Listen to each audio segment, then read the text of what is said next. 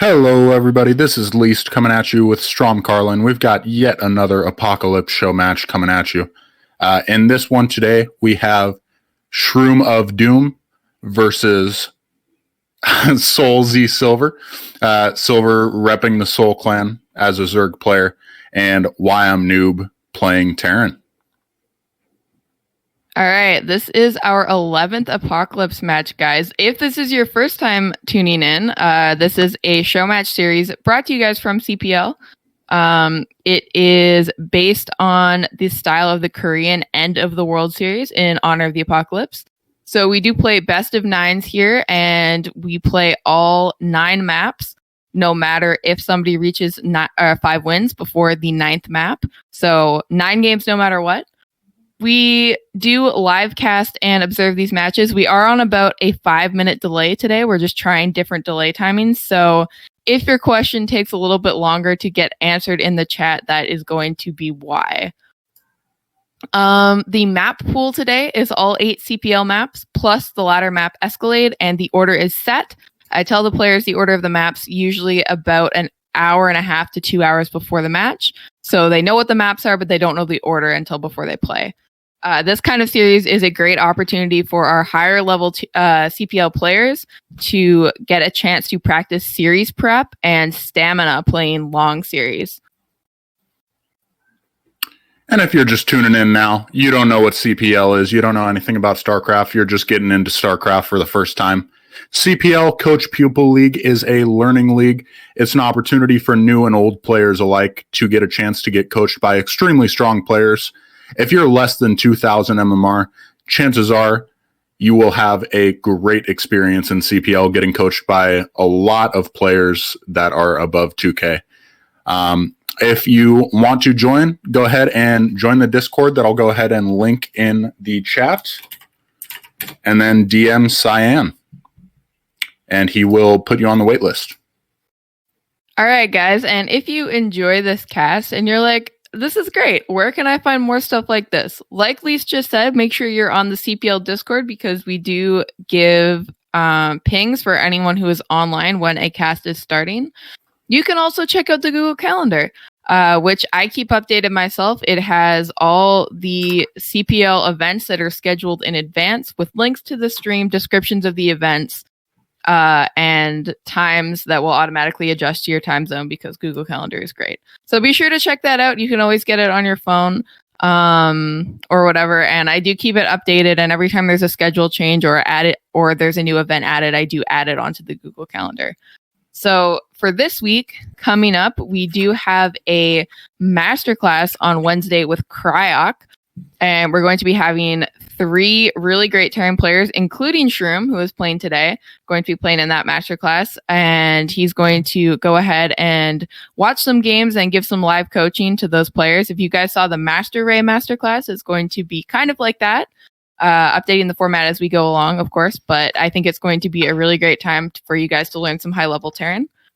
And on Thursday, we have another Apocalypse match. It is going to be another TBZ at a tier 0-ish level. We have IRK Sheep from Operation Indecision, our Zerg player, up against Mars, our Terran player from Samyang Fire. So that's going to be a really fun match. And also on Thursday, after that match, we have Match of the Week with Sat Zero and company. Not sure who he's casting with this week. I think it's often Nablime, but sometimes he has other people on as well. That, of course, is just regular league matches, best of 3s, kind of highlights from the previous week of CPL games.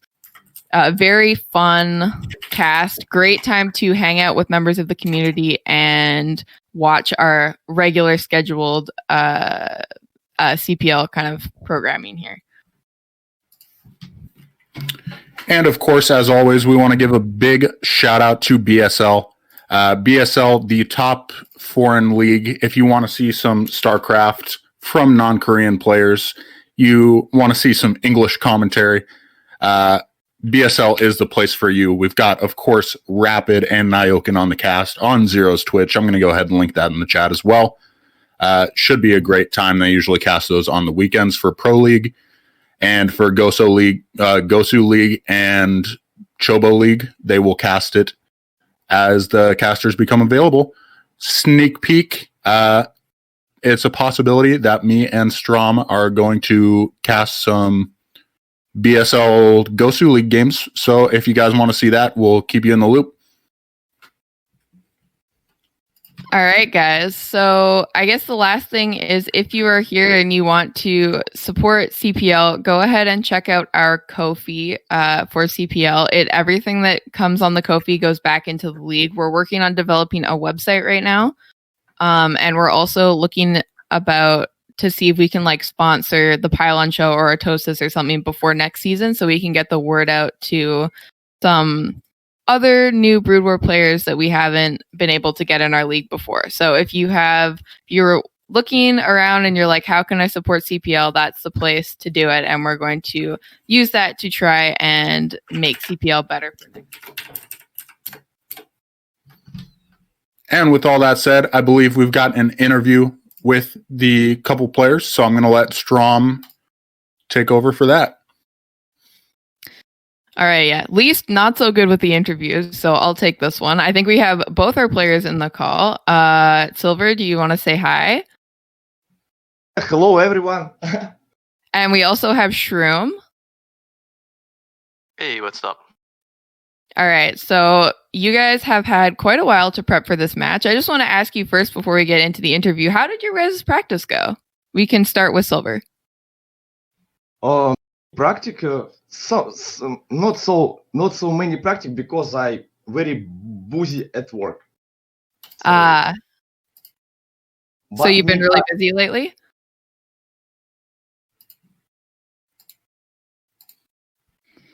All right, Shroom, how did your practice go? I saw you were warming up this morning already before the match. I'm working on ladder and with friends. That's awesome. Shroom, how did your practice go leading up to this match? Oh, I just played like 1,000 games on Fighting Spirit, basically. And then, like, I guess, like, shout out to Art the Turtle and All In for really helping me out. Yeah, they played some games with me, so. That's awesome. How confident are you feeling today?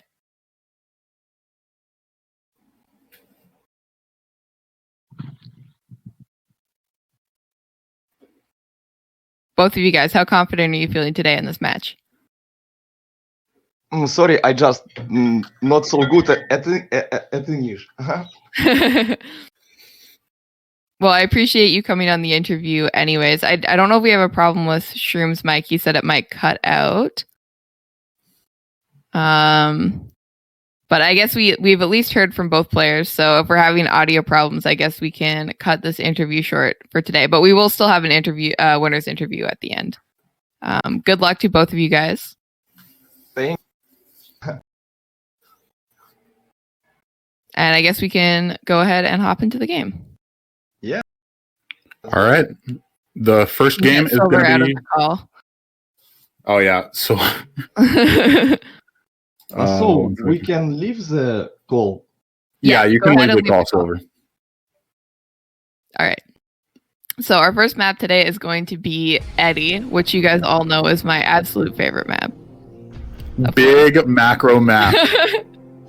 Okay, it's blue and it's big. That's what else do you want? What else do you want in a map? Honestly, it's perfect. All right, it looks like the game. Both players are ready. We're going to get right into the game. Man, we haven't done one of these for a while. I'm excited. So we do have Shroom Doom, aka Whyimnoob, aka Always Lose from Ness, our Terran player in the top left.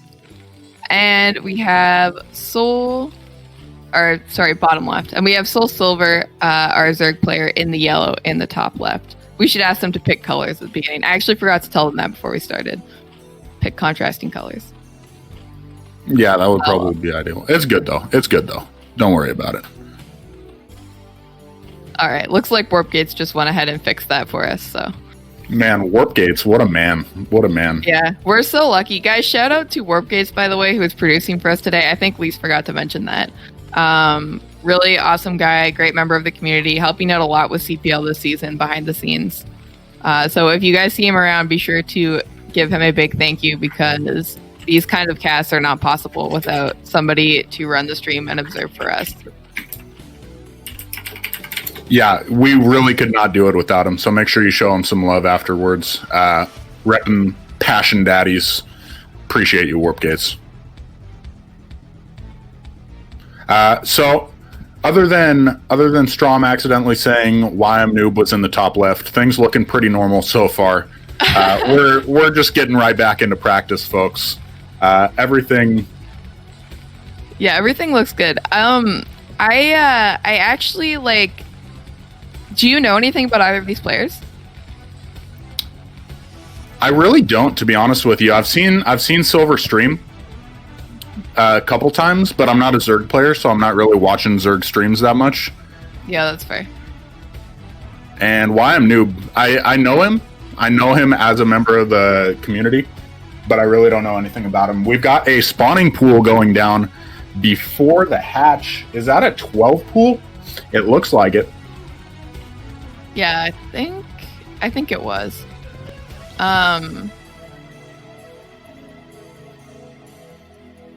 Well, okay. So the thing that I know about both these players is Silver, I think, is going to all in quite a bit. I think he's known as a very aggressive Zerg player. I'm expecting to see him use Zerglings a lot to kind of try and work around having to survive mid-game against Terran. Shroom, I don't know. I haven't played him a lot. I think he prefers SK Terran to mech, so probably we're going to see some bio play out of him. He also, I don't know how he deals with unusual play. Like he said, he's been practicing with Art of Turtle and Olin. I know he played a couple games with Chava as well, or Keen, because I don't know why I keep calling him Java, because he's Keen everywhere else. But yeah, so like the thing that worries me a little bit is that I know that Shroom's kind of like nemesis that he keeps meeting for CPL is Razorsuke, and he usually loses to Razorsuke, who is kind of an off-brand Zerg player. So I think that Silver is maybe a little bit lower level than Razor, but I'm hoping that Shroom has practiced against some Ling All-ins, otherwise he might be in trouble for this match. Yeah, for sure. And you see him throw down the bunker right away, put down a supply depot to help wall off as well. So he is expecting some Ling aggression. Yeah, for sure. Definitely like bunker before command center even.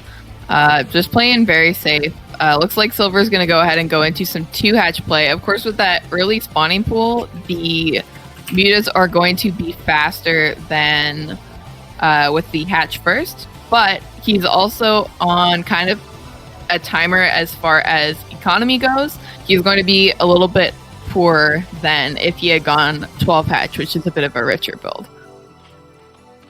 And he did build those early lings as well.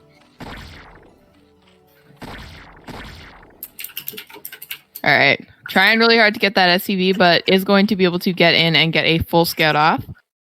I'm kind of wondering now. Okay, he's going to go Spire.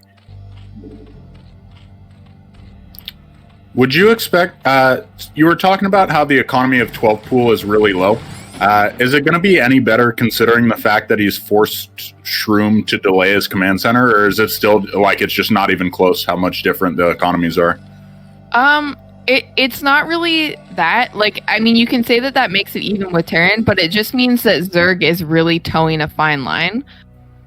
So they don't have a lot of money to do stuff. So if Terran forces Zerg to build extra lings or build a sunk, then their economy is in rough shape. So basically just not many drones. But looks like we do have a ton of lings coming in, but I think they're going to get shredded by this bio in that bunker.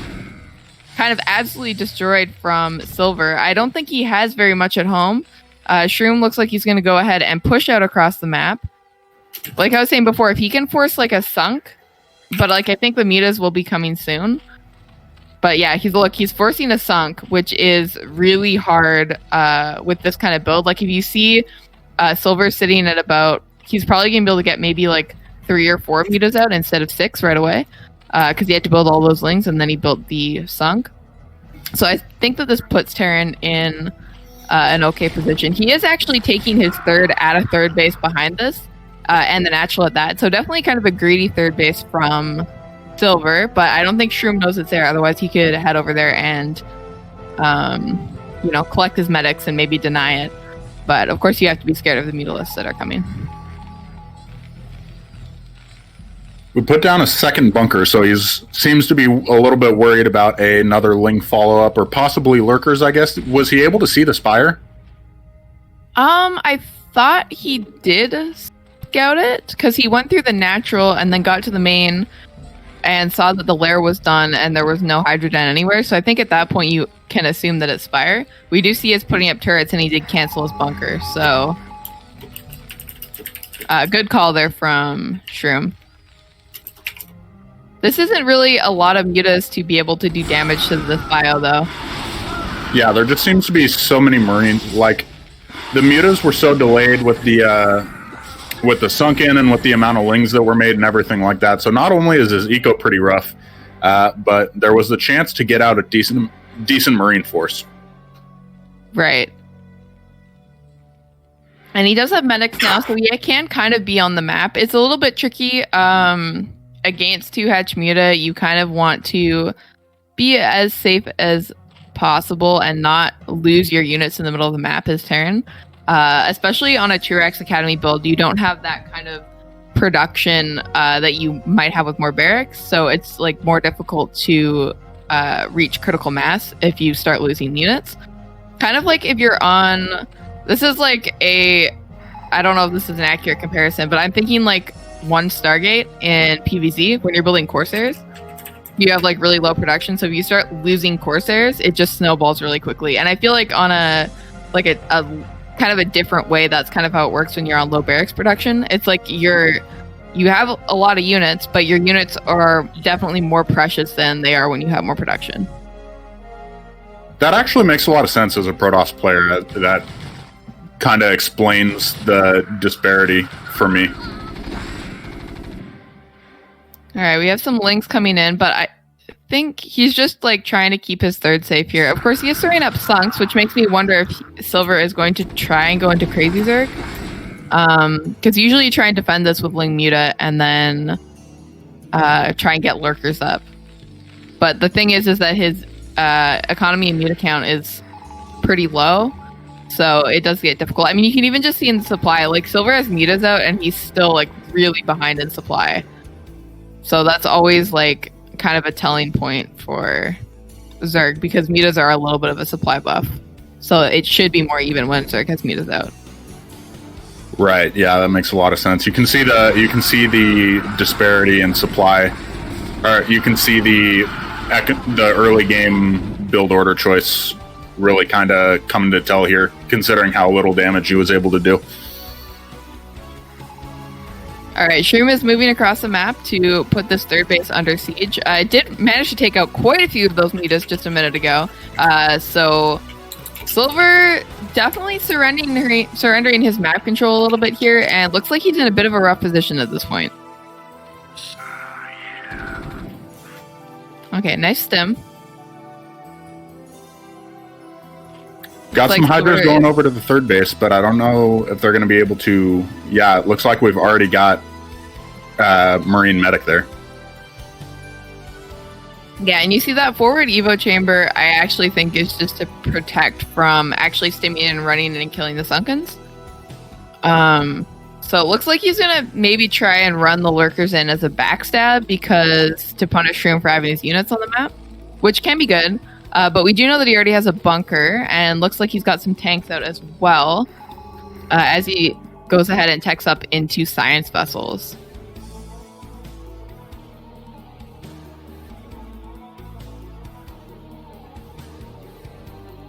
All right. He's going for... Is he just going for a counterattack bust? Yeah, that's what I said a minute ago. I was just going to do a backstab. Yeah. I gotta pay less attention to chat. That's my bad. Why are you reading the chat when we're on a 5-minute delay? Oh my god. Because I feel like it's even more important, because then I can respond. And he is going for the big bust here, but there's tanks, there's Marines and bunkers. He gets into a pretty good position here, though. All right, lurkers in the main, definitely annoying. Shroom gonna go ahead and bust the third base, sensing that Silver's units are out of position, but his own main is under siege, and he definitely can't get bio out. Those lurkers on that ramp position are very difficult for Terran to break. Of course, he does have siege tanks out, so if he can get good repairs off and clean up these lurkers, I think he can still be in a good position. Silver, of course, without a third base now. But lurkers on that ramp, like, you just see how difficult they are to clean up. I mean, luckily he has siege mode out already, and I think he will have irradiate within the next, like, 30 seconds. And he does manage to clean it all up. Yeah, and you see, look at Silver's supply now. Like, he basically, he had to do a lot more damage than that with that counterattack. I don't know if running into the main was necessarily the right choice. I don't know, it's tricky. I think that maybe if he had like one less lurker and he built like one Hydra at his third base and had a lurker at his third base, that would have been a really good play. It's tough when you're down by that much. It feels like you need to make something happen. Like, at least for me, I don't know if these guys are just on a whole other level, which they probably are. But when I'm down, I'm like, I gotta go kill him right now. And if I don't kill him, I'm gonna just GG out. So, I mean, he's already one step up by not GGing out immediately, but you get the point. Yeah. I mean, he's just trying to play aggressive with his lurkers. He can't really... Well, I mean, we do see he's floating a lot of minerals, but he can't really afford to tech to hive that well because he's so low on gas. Yeah, you see he's just sitting on lair tech here because if he starts to tech to hive, he's probably just going to die at this point. Terran can build a ton of units on 2 bases. And they can stay on 2 bases for a very long time. SEV is pretty slow to mine, which is kind of a pain for Terran, but also it means they can last forever on a smaller amount of bases than the other races. All right, we also see that Silver is taking a hidden third base. I don't think we've seen it on camera yet, but if you look at the natural in bottom right, Silver is, taking the space here. So we'll see if Shroom manages to find that. If he can survive... wow, he really likes running his lurkers past the bunker.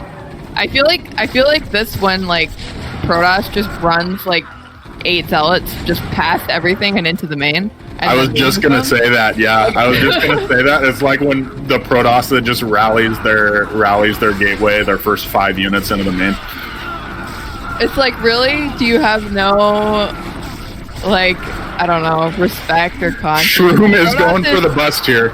It looks like he is gonna win the game. Yeah, GG. Soul Silver taps out. All right, tough first game for Silver. His early aggressive links not really working out for him there on Eddie. Of course, definitely Eddie is a big map, big macro map, so maybe a little bit trickier for all-ins because the rush distance is a little bit further. But, you know, I guess Shroom defended very well against the all-in that game and didn't panic when he had lurkers in his base later. So, I don't know. I'm feeling good about the way he played that game. I thought it was a very handsome game from Shroom. Very handsome game from Shroom. I think that's a good way to put it. He just played it very safe. Said, if I can get into the mid game where I hold all the cards, so to speak, I think I'm going to be in a Terran really does position. hold all the cards in the mid game. Everyone. Every single one. There's not even just the trump card. They hold the trump card plus the ace of spades plus all the other 4 cards to make a straight. I don't know. Just the entire deck. The entire deck, really. Yeah. And you're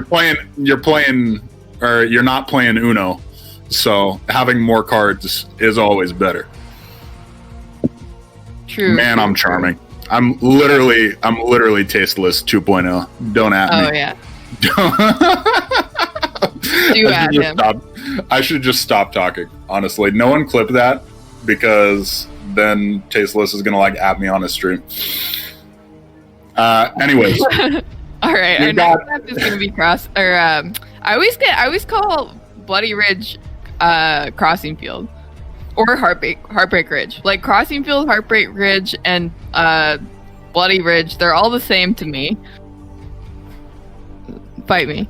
They're literally, what's so different about them? They're pretty much the same thing. I get you. I mean, they all look the same, and they're all 2-player maps. Like, I'm sorry, I don't know what to do. I actually wish we would have had Crossing Field in CPL this season. Of course, I had nothing to do with picking the maps. But if I did, I would have chosen that one because, I don't know, I feel like it's good. I mean, Zerg in general has a pretty low win rate in CPL, specifically against Terran, and that's the kind of map that you can kind of get a freebie third base on. So I feel like that just in general, and it's like a little bit weird, but not that weird. Like, I feel like it would have been a fun 2-player map to have. I don't know how you feel about that one's Crossing Field. You know, with the yeah, I actually love Crossing Field. To be honest. I think it's a little bit advanced for what CPL is trying to accomplish. But like, as someone that just loves thinking about the game, and even necessarily, I mean, we have Cowcross though. Like, I don't know. Cowcross is pretty weird for sure. I don't know. It might just be me. With the backdoor natural, it just seems like something, I don't know. Yeah. I don't know. I mean, it is definitely a little bit weird, but of course it's always good to be able to learn some new maps in CPL as well, instead of just playing on Circuit Breaker and Fighting Spirit. Because of course, if you want to play on Circuit Breaker and Fighting Spirit, you can always just grind ladder. All right, we do have both players ready, so we're going to go into our second game on Neo Bloody Ridge with Shroom of Doom taking a 1-0 lead. All right, and we do have our Terran player, Shroom Doom from NAS in the top right in the red, and we have our Zerg player, Silver, in the bottom left in the blue. Good colors. Good colors. I'm a fan. Let's just keep it red, blue the entire time. Warp Gates, if you're hearing me right now, I love you, buddy. This top versus bottom thing going well. Big fan. Oh, also, wow. I just want to say, very elegant at words. I'm so elegant with words, honestly. I thought you were going to give me crap about the Uno analogy, but instead you just give me the analogy when I try and or you give me the crap. Oh, Shroom going for an 8 racks at least. Right? He or is, right? Yeah. Scout. I mean, it could be a proxy or an early scout. Oh, it actually looks like PBS. Yeah, I thought you had to send SCVs out earlier. Or maybe he's doing... Okay, Silver does see it. Oh, he's doing the block that you can do on this map. I forgot about this. Oh, that's so dirty. He has this build that he does on this map. That he prepped for some other series, and I played against it a couple times. I don't think it included proxy racks though. It included a supply block, and then it included I don't know. I don't remember exactly what it was. There were wraiths. It was. I'm not sure exactly what he's gonna do from here. But I actually feel like this isn't going very well for him. Oh yeah, not at all. We've got the drones already out. They're gonna go kill this SED as it's attempting to build. Probably gonna force the cancel on the barracks. Right. This RNG for the SEV, pretty laughably good for the first couple seconds there, but eventually the drones do take it down. All right, and he will have to cancel that and go home. I think Silver actually was planning pool first anyways, so of course a build like that is a lot better, I think, against a Zerg that's trying to go hatch first. But mainly Silver saw that the SCVs were coming, so he was able to stop the supply depot from getting finished, because once the supply depot finishes, you can just repair it infinitely and Zerg can never get out of their base. It's really dumb. Yeah, it makes me wonder if that was, well, first of all, if you want to send the SCVs around the top instead of through the middle, because it's going to delay your barracks. It might have been a little bit late too. It might have been a little bit late as well. That's for sure. But also, knowing Silver's going to be that aggressive, the likelihood of pool first, it makes it seem almost not worth it to try and do that. I don't know. You got to mix it up sometimes. Earlier. You can't play scared against an aggressive player for an entire 9-game series, but you got to wonder. Right. I think that Barracks blocks, or at least forces the Lynx to single file. So he is safe from Lynx for the moment. Looks like he's going to go into a 1-base play, or at least a 1-base opener, because he has to have 2 Barracks on 1 base. And he's also gotten his gas. So he might still go into the 1-base, like, factory Wraith still from here. We'll have to see what he decides to do. Definitely a weird opening already, though, on this map. Yeah, super funky game. I mean, the little that I know about this matchup has already been thrown out the window, so expect to hear a lot of Strom talking over the next couple minutes. Oh, I feel like they are aware of that anyways. Yeah, they're pretty aware. But I do have someone redeeming the Tell My Mom I Love Her on stream, so we've got to do that while they build up. Figure there's no time like the present. All right. This again. Were you not a fan of this? I thought you loved this. I mean, it was great the first time. It was great.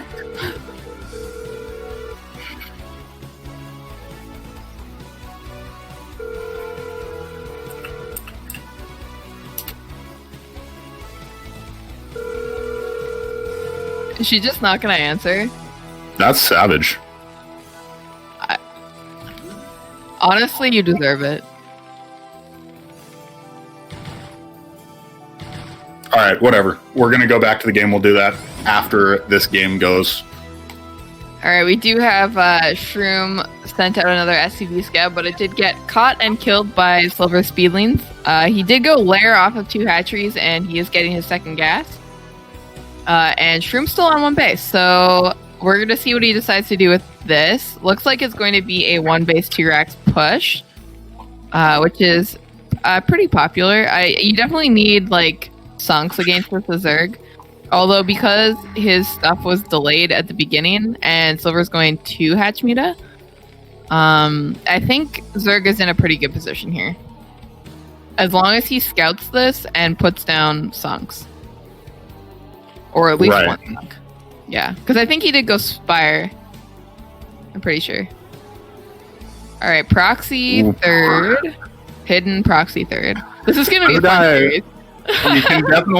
You were definitely not wrong saying this guy is an aggressive player. Like, he's just pulling out all the stops, pulling out the early pools. He's pulling out the to be fair, this game started with Terran doing dumb stuff. So no, I don't blame him. I feel like they're 1-1.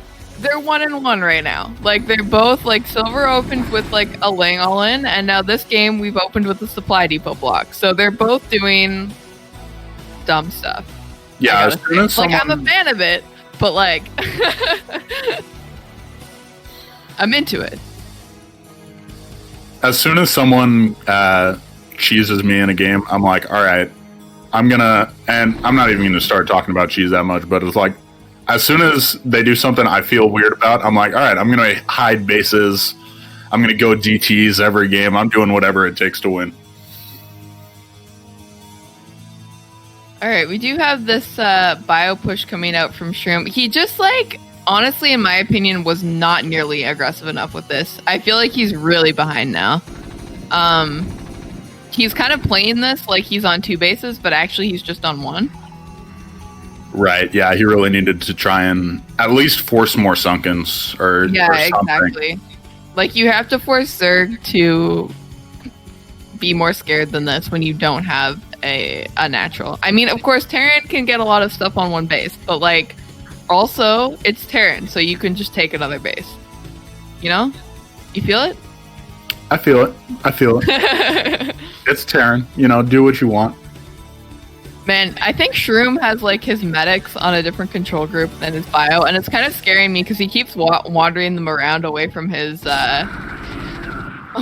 units, and I'm like, oh no, the mutants are gonna come, and that will be the end. Oh, we've got Ling sneaking in here. Oh, just to scout that there's no second or no natural quite yet. Right. Right, and this, like, I think this might be the beginning of the end for Shroom. Like, he doesn't know that there's a third base. There's mutas in his base. He can't force Zerg to do anything right now. But we'll see if he can take his natural. Of course, like I was saying, Terran can do a lot on one base. But Zerg is ahead on supply, so Silver should be feeling okay about this as long as he can keep his third alive. Looks like we're staying on Lair Tech for now and getting that third gas, so we might see a heavy muta style from him. Doesn't want to tech up full Terran still on one base. I don't blame him for that. Yeah, you just have to stay alive. You just have to stay alive, and you're in a great position. You don't have to get too greedy as far as getting a bunch of stuff going. Alright, looks like Shroom gonna go ahead and try and take his natural. He has quite a force of, like, army supply on the map right now, so he should be able to defend this fairly easily. As long as he's probably gonna want to get some turrets up here eventually at his natural. And Silver still sitting on his 3 bases with his hidden third unscouted, so. Not going lurkers yet, though. Just keeping on building mutas, I think. And it looks like Shroom's going to go into a tank push. I mean, as someone, how do you feel about mass mutas versus this tank push? Obviously, tanks don't shoot up, so it should be pretty good for him, right? Well, it really depends on the micro. Like, the Shroom's starting to hit a higher mass of units. But if he can pick off the tank with the mutas with some good micro or counterattack, it can be really strong. Like, Shroom only has, I think, 2 turrets in his main. So if he just sends all the mutas to his main while this is happening, then Shroom just can't ever move across the map. And with those SCV kills, he's effectively back on one base. Yeah, see, he can't move out because there's mutas in his main. Yeah, this just seems increasingly worse and worse for Shroom.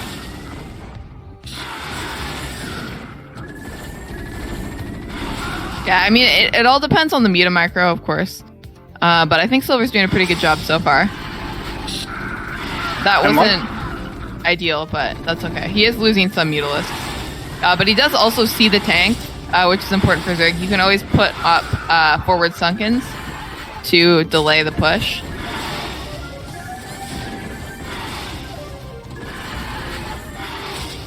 Alright, still losing some mutas, but picking off a ton of SCVs here. Yes, there's just no SCVs there. He's forced the pull, and he's killed so many of them. This is just really, really good. Anytime you see a Zerg up in supply, they're probably in a pretty good position. And mutas are, of course, a supply buff, as you said earlier, but still, 30 supply up at this point in the game, pretty dang good for Zerg. Yeah, definitely not bad at all by any means. He is running out of mutas. I'm not sure what his kind of tech choice is going to be behind this. If he's going to, looks like he's going into lurkers. I wouldn't be surprised. Oh yeah, mass muta still and into lurkers. So I actually think that, I mean, he can just fly in the main. Like, this push is coming out. He unfortunately doesn't have vision of the front. But if Silver just sends all of his mutas, well, even just to attack this, like, Shroom just doesn't have that many units, to be honest, and he's kind of moving them out single file. Like, this is Conga Line Terran, and mutas destroy Conga Line Terran. Yeah, you really need to be bunched up in a little bit of a ball. But this map, especially if you're going through the center, makes it extremely hard not to Conga Line. And you can see exactly what's going on. Just like you said, these mutas are just moving in, and there's just not enough here from Shroom. Yeah, just too many mutas overall. Definitely you can see why muta micro is helpful, because Marines are pretty good. I think a counterattack in the main would have been a lot better here. I actually think Silver kind of threw away a bit of his lead with that attack. You can always like micro one group of mutas and then A move the rest of them. But A move mutas in general are really dumb because muta AI is pretty bad. So I was once playing a 2v2 and there was a zealot attacking something and I had like 9 mutas just sitting over the zealot and they just like wouldn't kill it. That's so sad. Oh my god. They just weren't shooting. I was like, what? Okay. I complain about Dragoons, but at least Dragoons don't cost 100 to get countered by a unit that has 50 minerals. Losing a lot of mutas for that tank, but does manage to pick off both of them with some pretty good micro. Terran able to get his natural up behind this though, so going to be, well, he doesn't have very many SCVs. I don't know, definitely a very weird game from these two players. And Shroom still doesn't know about the third base. I'm almost positive.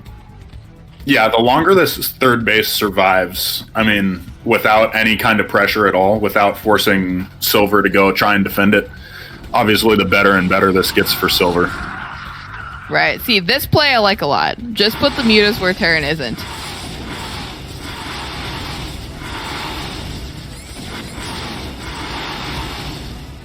And he just can't even stop this. Like, he just doesn't have enough defense at home because he had to take all of his units with him in order to even pressure the natural of Silver.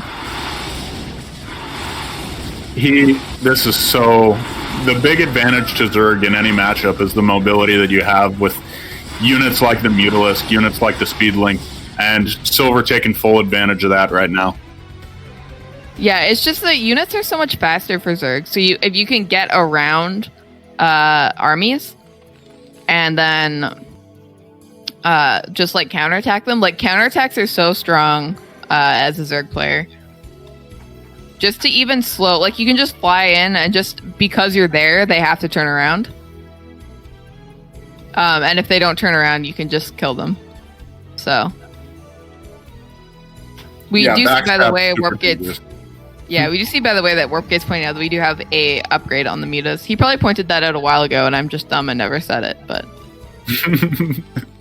me too. It's good. Me too. Yeah, getting back into it.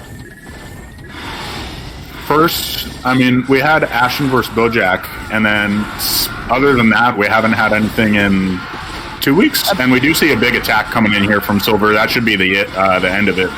Yeah, Shroom does tap out. All right, so we do have these series tied up 1-1 so far.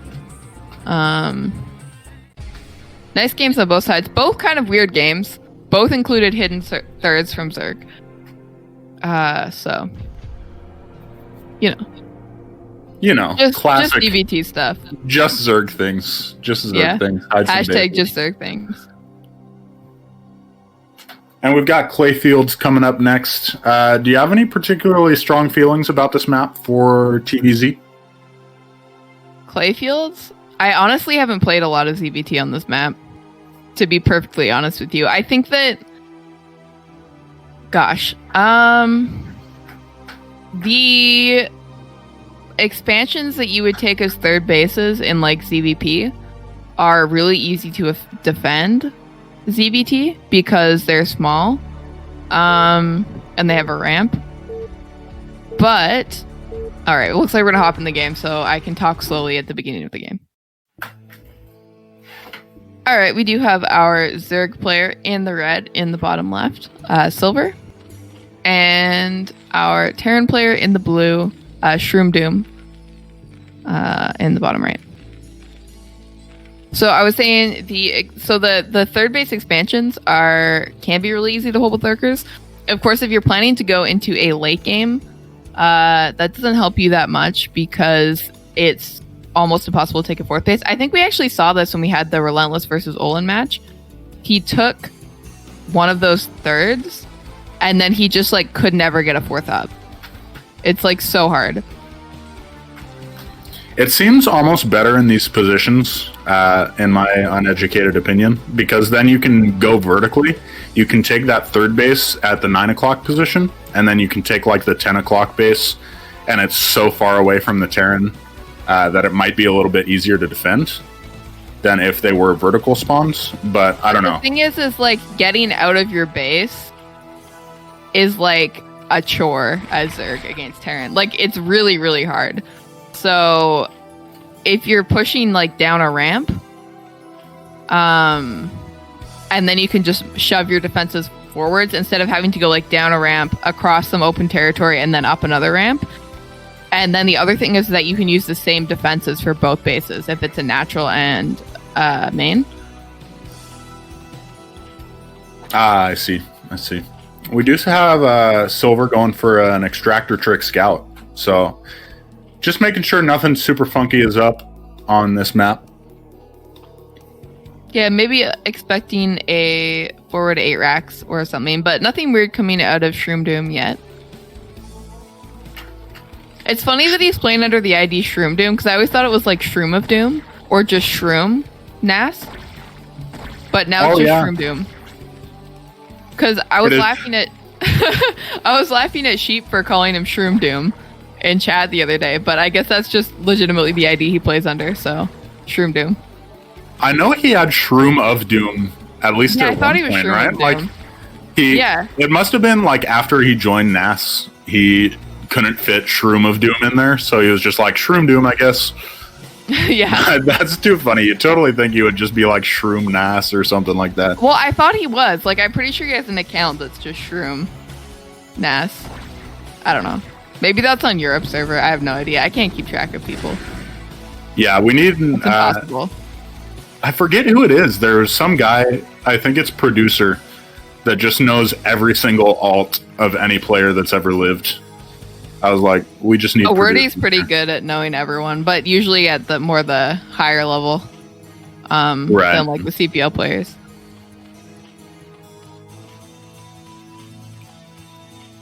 Alright, we do see Silver is going to do 2 hatchery play again, so not very surprising out of Zerg, as that is what's kind of hot right now as far as ZVT goes, and also Silver in general, like we've been saying, is an aggressive player. So of course, me and Lisa are sitting here talking about where you're going to take your 4th base as Zerg.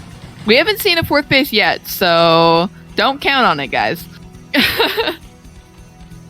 That's one advantage of being aggressive, is that you really don't have to worry as much about specific map features unless it's specifically something that you can abuse. Like, for example, on match point, when you can siege a tank on the low ground and get some vision and still hit the mineral line on the high ground, things like that. But you don't have to worry about like, oh, this map makes it hard for me to take a 4th base. This map makes it hard for me to play a super long game, Yeah, it's definitely like different features of the map that you have to be worried about. And I guess we could be talking about that instead. Like, if you look at the ridge in this position for Terran, like behind the mineral line, it's actually not, like, it's not terrible.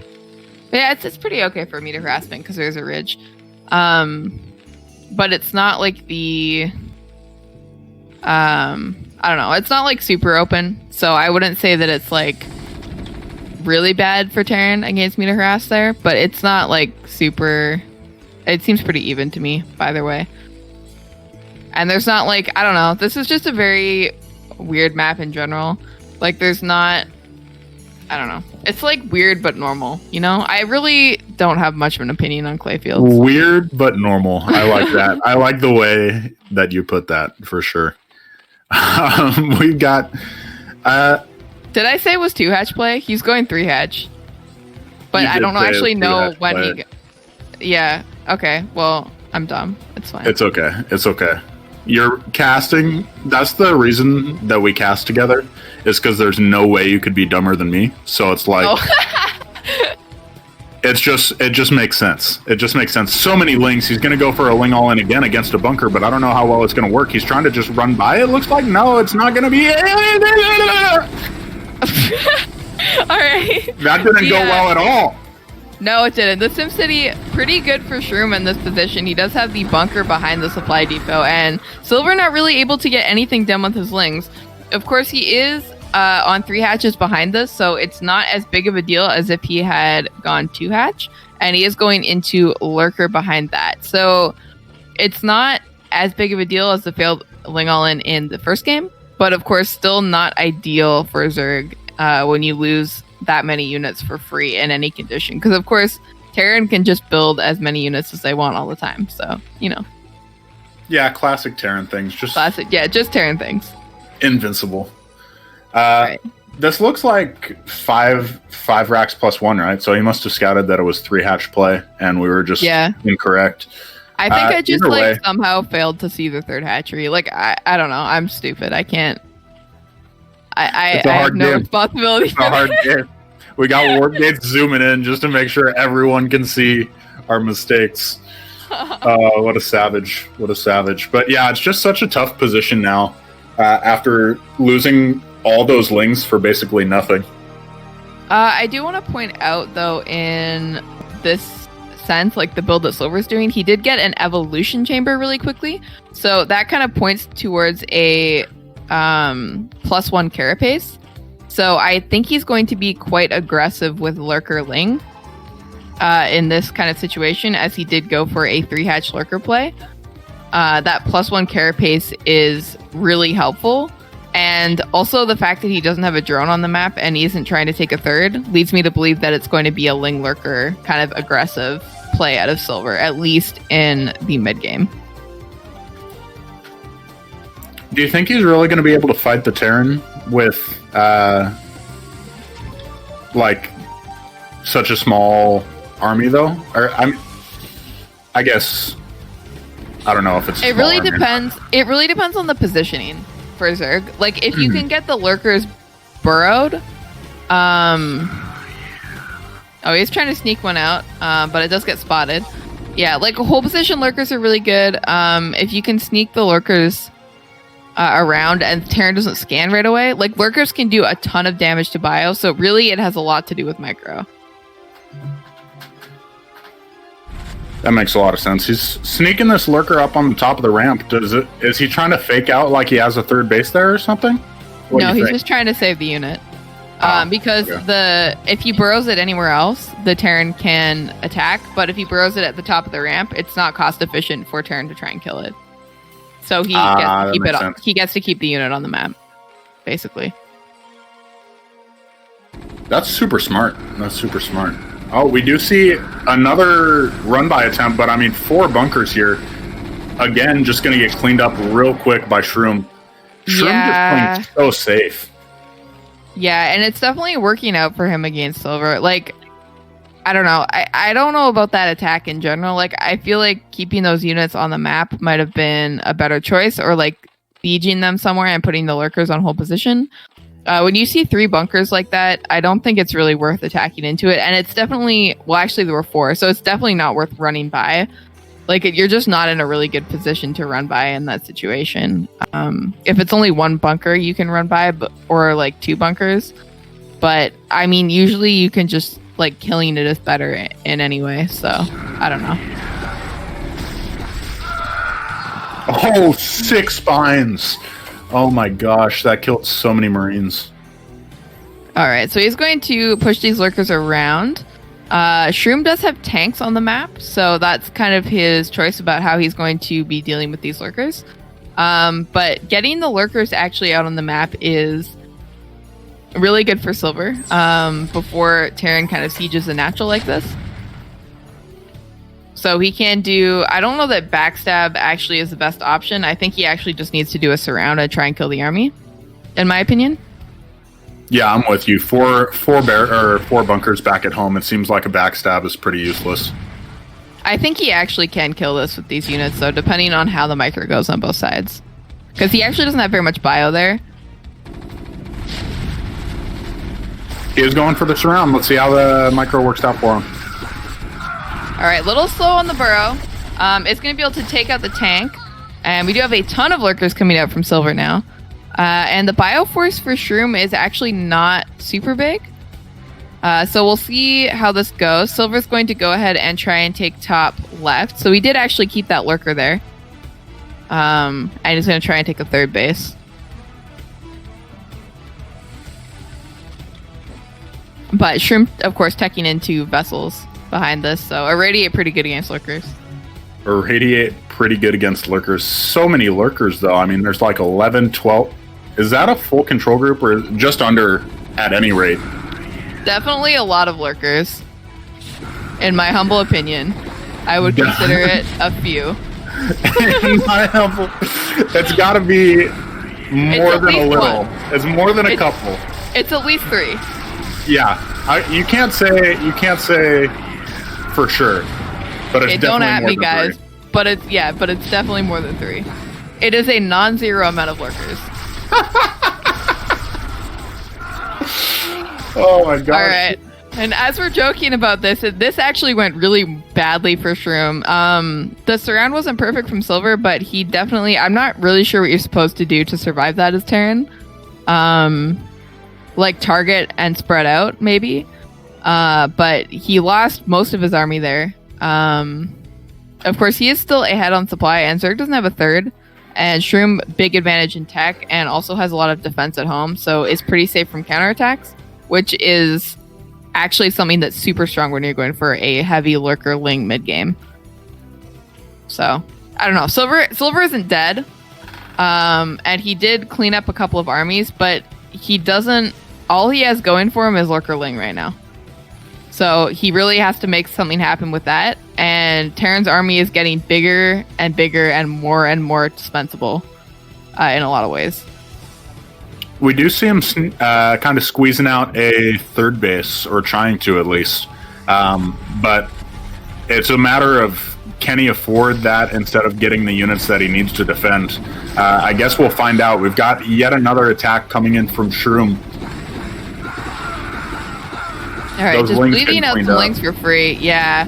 He does have lurker ling on the map, and it looks to me like he's going to try and counterattack. I don't know if this is going to work. I mean, it depends on if there's units left in the bunkers. But yeah, there's a rally and tanks. Like, this just...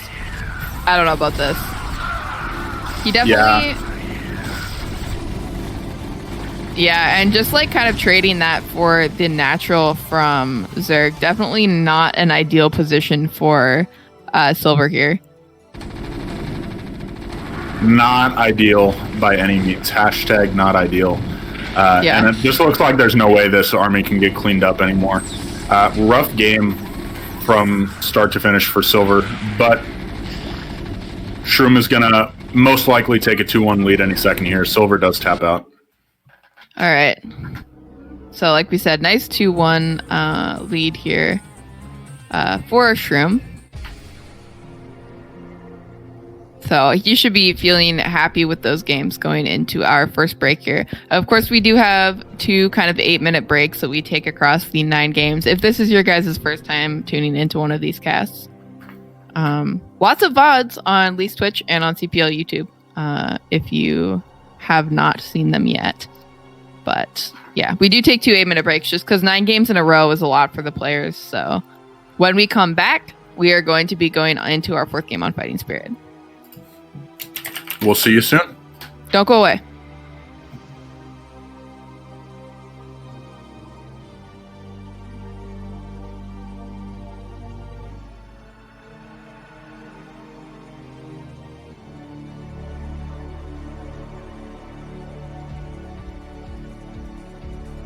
Okay, that's fine. Are we off?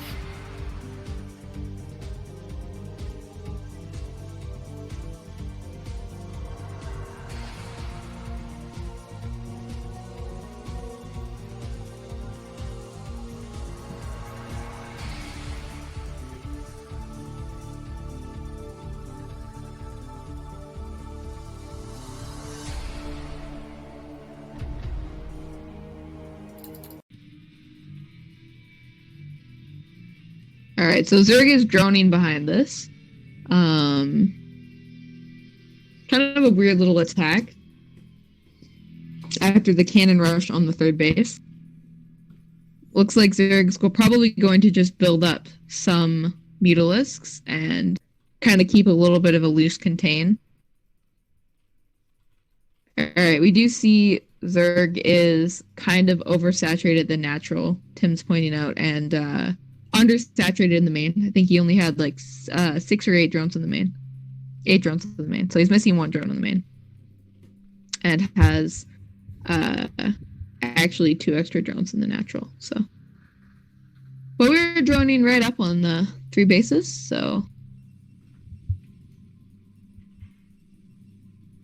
There are cannons in the main? Yeah, there's a cannon in the main as well. Alright, so we have another weird game here for you guys. This time, Protoss instigated the weirdness. Yeah, that is a little unexpected. It's usually been Yenta starting things off with the weird, but Dragoon's going straight for the cannon rush into getting Ling all-ins into not.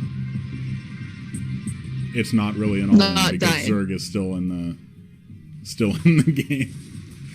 Like he's down 30 supply, so that's really rough. Yeah.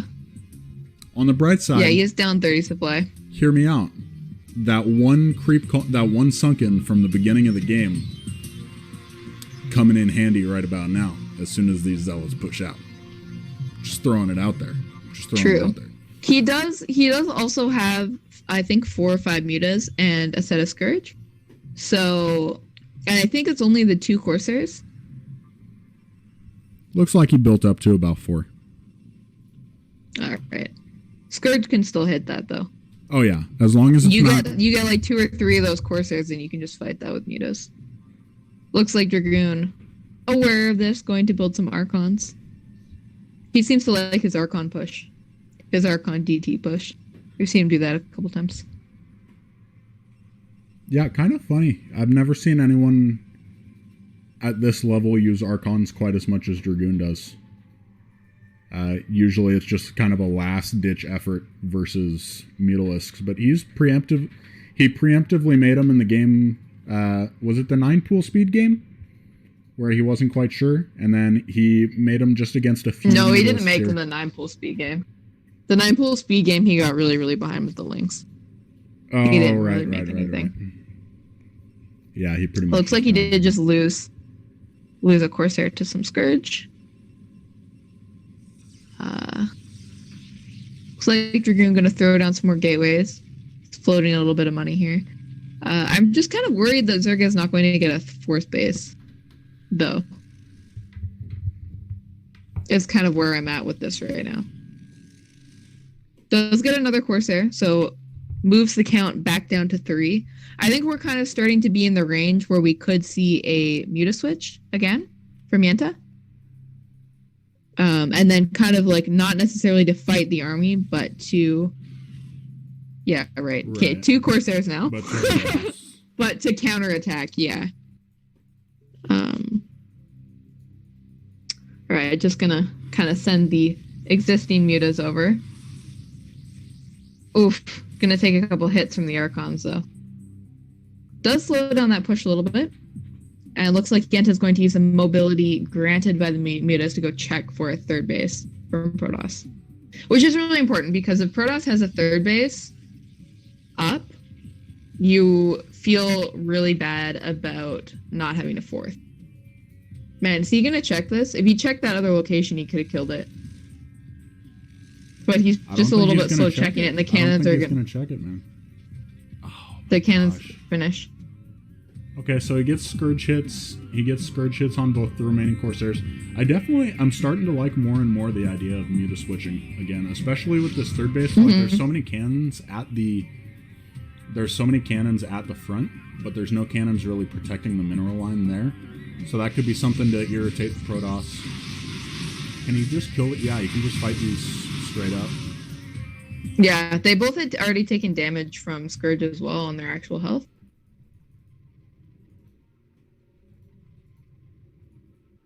Is that an Overlord that's in bottom left? This is rolling. I thought it might be a drone. I thought he was gonna hide another. I thought he was gonna hide another base. Seemed like something that would happen.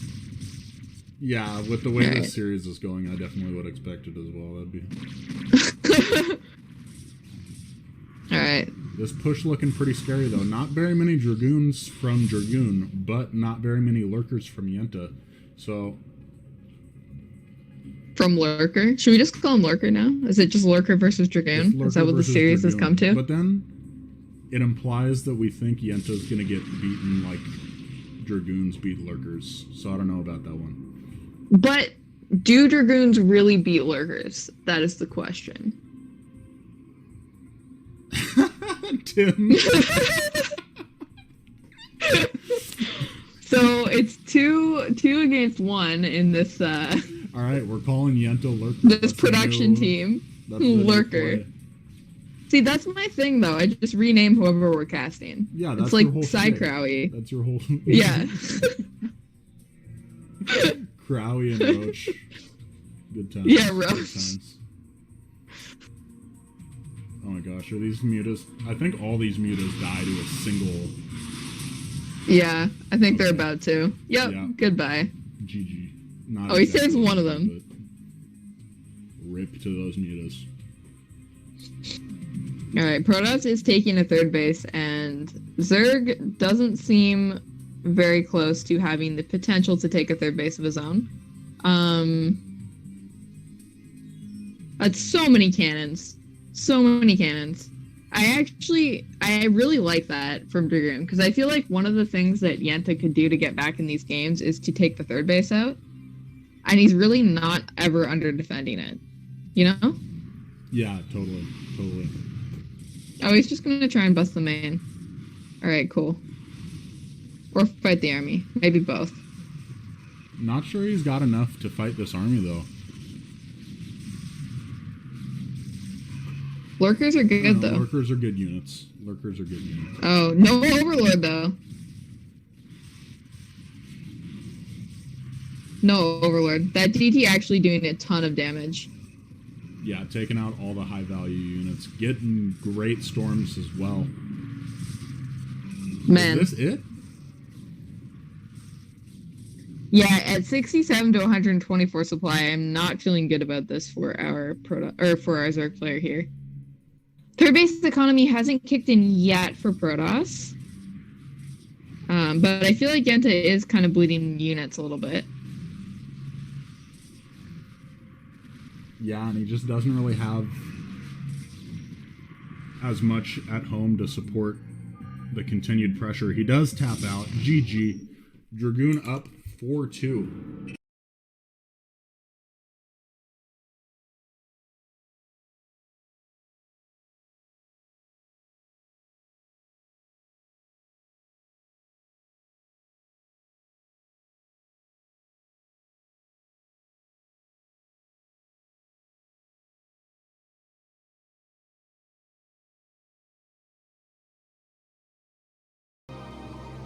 And we're back, folks. It's good to have you back.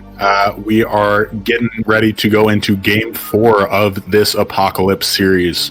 We have Fighting Spirit, the classic, the football field map for Game 4. We've got a 2-1 lead right now for Whyimnoob over Soul Silver. All right. Yeah, hardly surprising the Terrans in the lead. Am I right, guys? Classic. You're so toxic. You're so toxic, man. Why do we even have you on the cast? I don't know. All right. We do have Silver, our Zerg player, in the bottom left, in the blue, and our turn player, Whyimnoob, aka Shroom Doom, in the bottom right, in the red. Yeah, I'm just really toxic. I don't even know why I'm still in the community. Honestly, how you haven't been kicked out yet is beyond me, but it's fine. It's fine. Don't worry For about it. Warpgate's roasting me.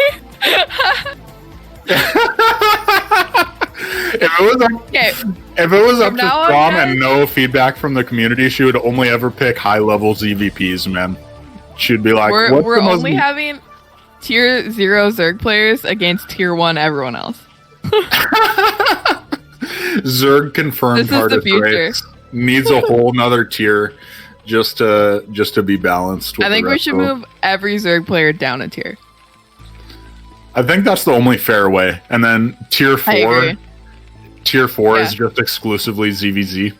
To That be makes fair, sense. we never get to play ZVZ anyways because we're an endangered race in the CPL demographic.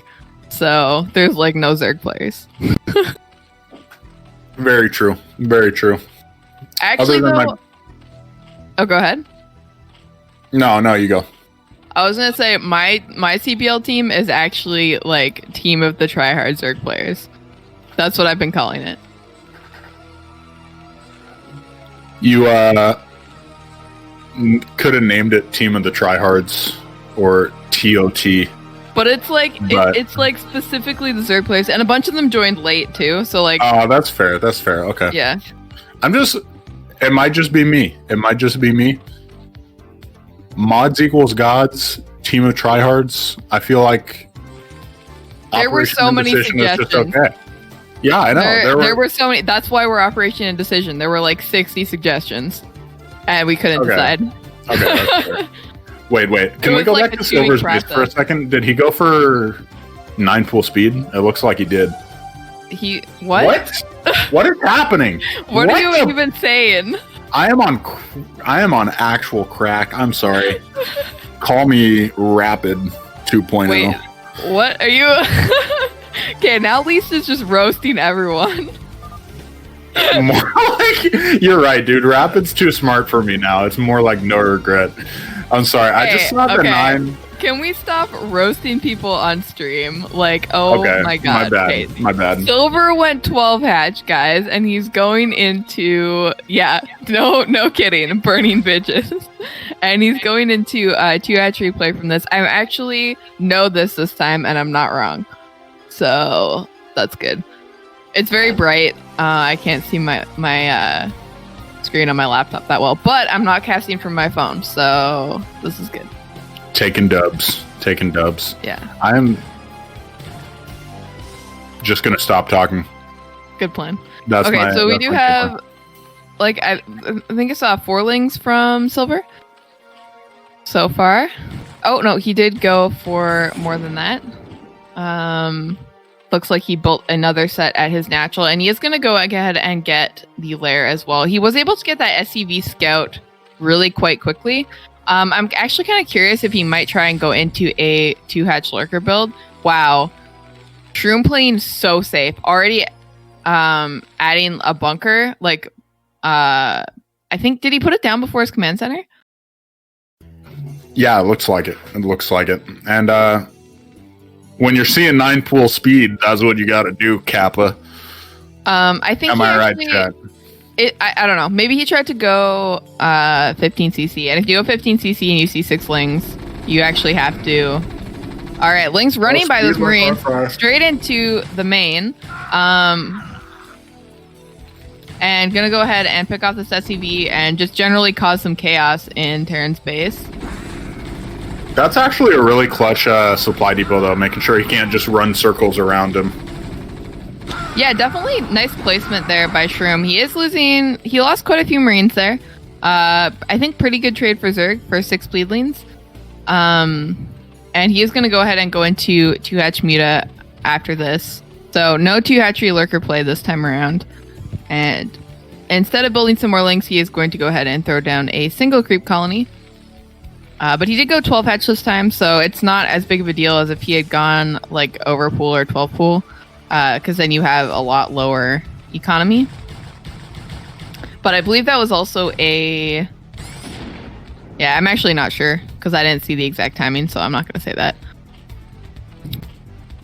Tried really hard to take out that SCV, which is impressive because the spire is right there for everyone to see.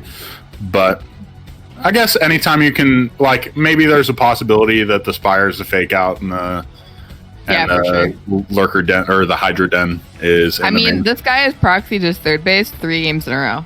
I would not be surprised if he threw down a fake spire. For sure. We got this Ling coming in here trying to be annoying. Both players, this is what I like about these high-level games. Both players just have enough APM to do things like this that really, if you're 1200, don't even worry about it because it's not going to make that much of a difference, but any small edge you can eke out is just super helpful at this level. Yeah, just getting a good scout off there as well.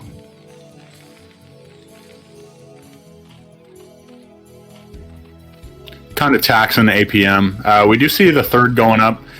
Gonna try and be protected in time by Mutalisks, and since it is a close third, it'll be a little bit easier to protect than if it was the far main, like we see more often with 3 hatchery, and sometimes with 2 hatchery, I guess, as well. Yeah, we do, for the record, we saw Shroom mixed in 2 Fire Bats with his T-Rex Academy push. This is anti-Ling Fire Bats. So it does mean that he has like 2 less Marines in this case. I actually think he can just bust here. I don't think Silver has enough. Yeah, he's going to have to pull drones. Does have some mutas. Looks like he's going to be able to... I don't know, man. That Fire Bat shredding the drones, but does manage to clean up the bio, and I think he will be able to pick these medics off on their way back home. So, decent trade for Silver there. I'm not sure what happened in his main, because I thought he had a couple mutas in the main of Shroom as well. But I don't see them anymore, so they must have got picked off by turrets or something. And Silver going to go ahead and build up his Mutalisk count. And with that first bio group being picked off, he's not in a lot of danger right now. I think that Shroom is going up to 4 racks, if I can see correctly on the mini map.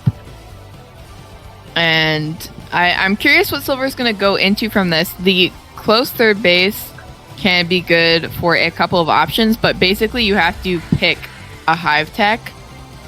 Yeah, we see Shroom's going up to 4x. You kind of have to pick a hive tech. You can't really get all the hive tech because it's really hard to get a 4th base. So you can you can go heavier on Lurker, and then you kind of have a little bit more map control, so you can eke out a different 4th base as you go Defiler and then try and tech into Ultra later.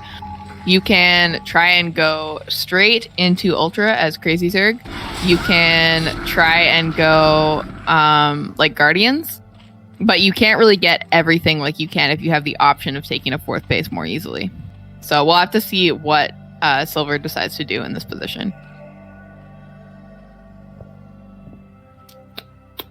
Shroom with the 20 supply lead. It's been a while since Mutas popped out. Is this normal, or is Shroom just in a pretty good position based on how the early game has gone? The supply? Yeah. This is, it's fine. It's okay. Yeah, it's okay.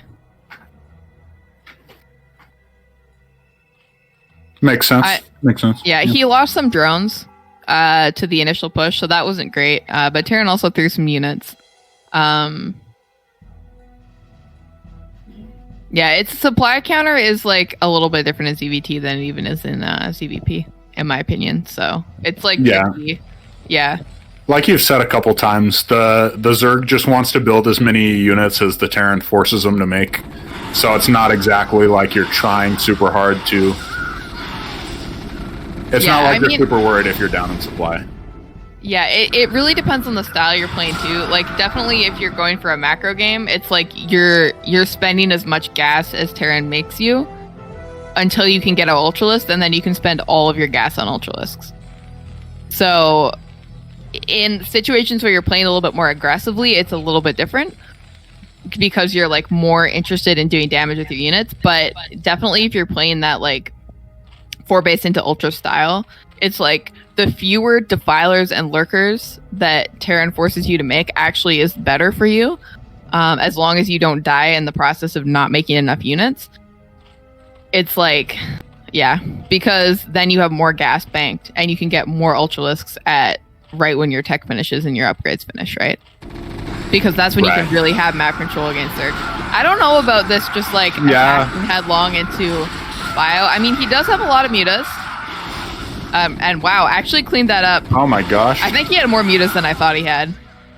Yeah, it seemed like one control group at first, but now it's definitely more than that. Yeah, so nice pickup on that group of bio that was on the map. I'm wondering if he's going to go into Guardians from this. I don't think I've seen a higher tech choice from Silver yet, but with the amount of Mutalisks that he still has alive, I feel like that would be really strong in this position. I was just thinking the same thing a little bit ago with how much gas that he still has available. You'd think that he would go into Guardian, but we haven't had a shot of his main in a while. Oh, Shroom building Valkyries, and Silver has no Scourge, so I like that choice from Shroom. Oh, he actually does have 2 Scourge now. Valkyries take 2 Scourge to take down, right? The only thing that takes... I think Scouts take 3. Yeah, Scouts take 3 for sure, but... Alright, 1 Irradiate going down. We'll see how he's able to split those mutas. Luckily, there's so many that they aren't stacked fully. Does manage to pick off the Science Vessel. I feel like Silver is in quite a good position in this game now. Is able to pick off that second Valkyrie. You kind of need like 4 or 5, especially to fight that amount of Mutalisks. So 2 Valkyries actually, I don't think helped him that much. I think if he had 2 more Vessels, it actually would have been better. We do see Silver is going to go ahead and tech into Hive, and we will be able to see his choice of Hive tech soon. I kind of hope it's Greater Spire. I'd love to see Greater Spire. Guardians are just so much fun. Guardians are a ton of fun. I'd love to see Greater Spire as well. It's a funny tech choice, but it's not bad, you know? It's just not quite as used. Valkyries aren't necessarily... Like, don't you want to go Wraiths if they're going for Guardians? Well, Or the thing Valkyries? is, either way, is that if you know that they're building other starport units besides vessels, you can just build a couple of Devourers, and then it's a lot less strong. So as long as they don't find where you're morphing the Guardians, you're in a good spot, because you can just morph like... What? Let's say we morph like 5 Guardians, 2 Devourers, and then keep the rest of Mutas. Like, that's really hard for Terran to deal with.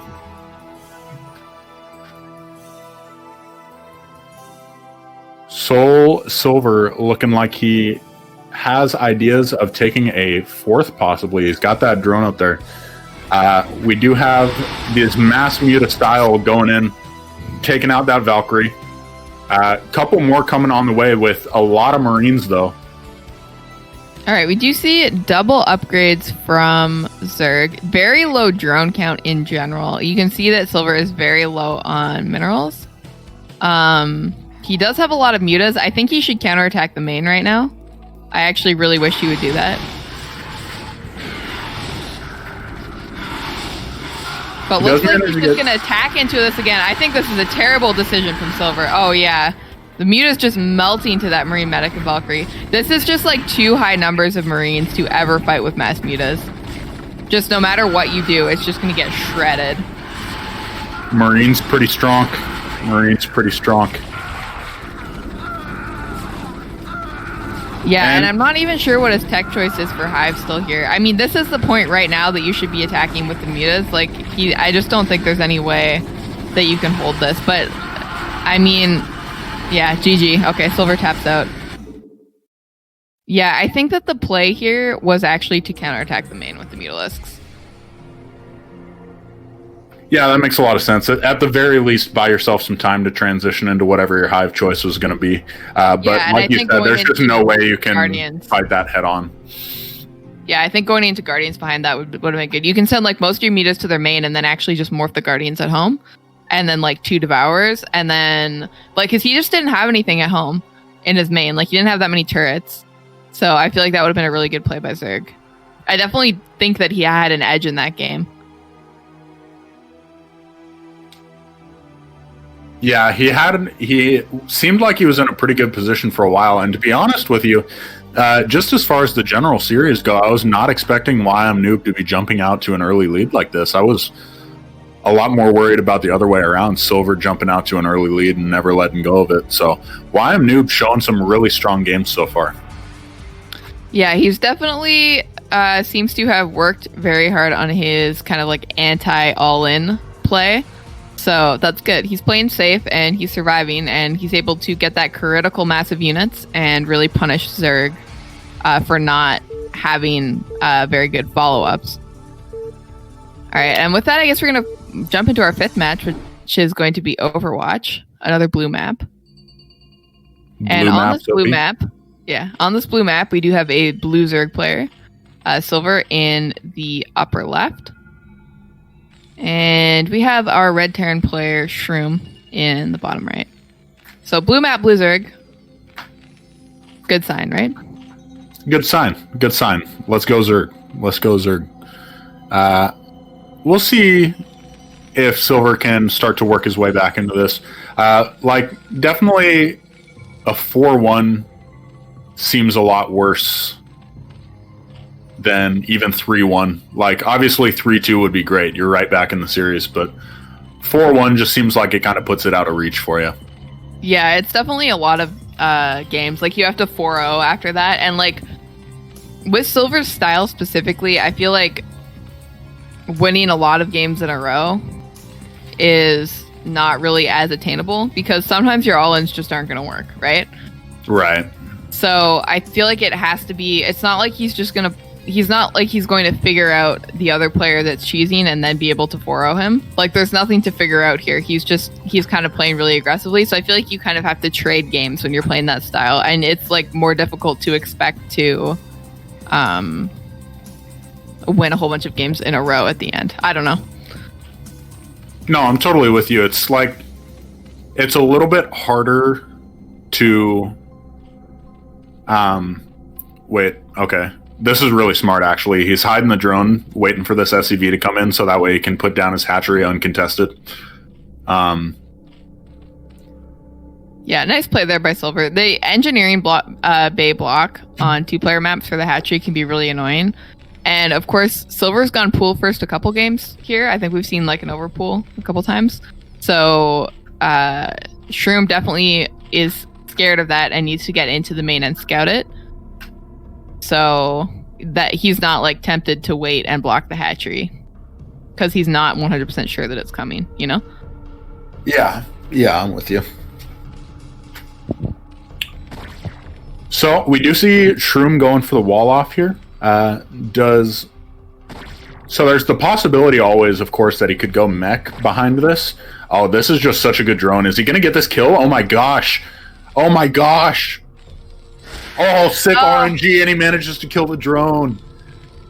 He didn't even get to see if there was gas, right? Was he able to? Oh, that's true. Actually, he didn't go in and see that it is actually a factory expand. So if he doesn't put he did see that there's a wall, and oftentimes Terran will go mech behind a wall. But I think that just walling on Overwatch in general is pretty good.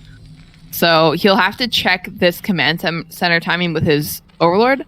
And he should see that when it doesn't come down at the regular timing for a 15cc or a 19cc, that it will be a mech build from Terran.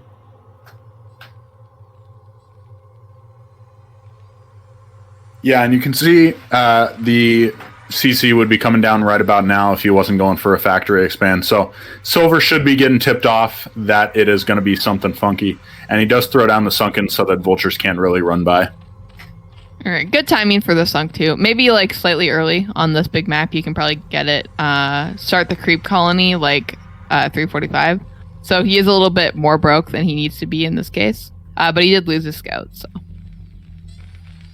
command center gonna go ahead and come down. And I guess we're gonna see a different style here, mech play. I haven't seen Shroom's mech before, so I'm excited. Yeah, first time in the series so far that he's really going for a gas build.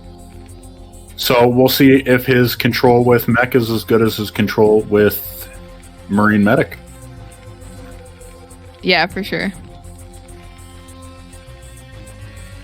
Oh yeah, I forgot that you go vultures first. I was like, no machine shop. What is he doing? But yeah, you always want to make sure you pop out a couple of vultures to try and get a soft contain on the Zerg as fast as possible. Yeah, for sure. Because you want to keep Zerg from expanding early. Like, it's really... If you want to play a macro game against mech, you want to get your bases up as fast as possible because mech armies are really mobile. It's kind of like PvT in that way. So the sooner you can get your third gas and your fourth gas, the better for you. And you just really want to drone up really hard. So the vulture stops that. It also stops any lings from getting out of your base. Is the Hydra Den here? Is he not sure if it's going to be 1-1-1 or is it just exclusively to help wall off? Because you don't need Hydras this early against just Vulture, do you? No, you definitely don't. You actually don't need a Hydra Den this early if it's 1-on-1 either. You can get it around 24 supply, unless he's cut something for. Oh, he lost a drone and he lost some link. So yeah, it's okay. This is so frustrating for Zerg, I'm sure. Just the hatchery just out of range, or the sunken just out of range of these vultures, so the vultures are able to do a lot of damage to this hatchery before it hatches, or before it morphs. Yeah, he is mad. It does get a Hydra out, though, so... the thing is he did see the command center timing with his Overlord, I think. So, I think you should know that it wasn't a starport. But I don't know. Maybe I'm wrong. He is also going for a 2-hatch play, which I don't think we mentioned. So we have mutas on the way already. And he's gonna be able to go ahead and get off a good scout and see what Terran is doing and pick off these vultures so he can go ahead and expand. But it looks like Shroom's gonna get up some turrets at his base. Mass Muta, by the way, against mech is actually really good. So maybe this is Silver's time to shine. Yeah, Silver loving his Mass Muta play, even over the first couple games where it's been SK Terran. So excited to see how this fares against the mech play. Yeah, for sure. We have 2 tanks out already. So Mass Muta... looking pretty good. Because, I mean, it's obviously can't really be the Goliath build right away if you're going for tanks first and siege. Like, he's getting Goliath, but it's not going to be that really strong, like, 8-minute or 8:30, like, Goliath push. So what do you think? I don't know about this. Oh, yeah, he's taking a lot of damage on these mutas. Yeah, okay. So he's going to go ahead and fly away, but he did lose like 2 or 3 mutas in that. I don't think it was worth it at all. And man, Silver actually going Hydras behind this. So that is going to be difficult for him to deal with because there's already tanks with siege out. Like, I feel like Mass Muta actually would have been like a really good choice here. So I'm kind of sad he didn't go for Mass Muta, but that's okay.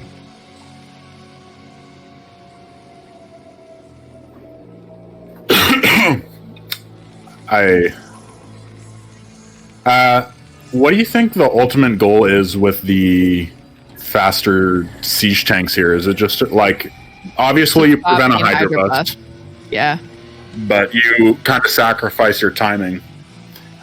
So is he just hoping to hit a later timing and kill the Zerg, or at least leverage his way into a more even game?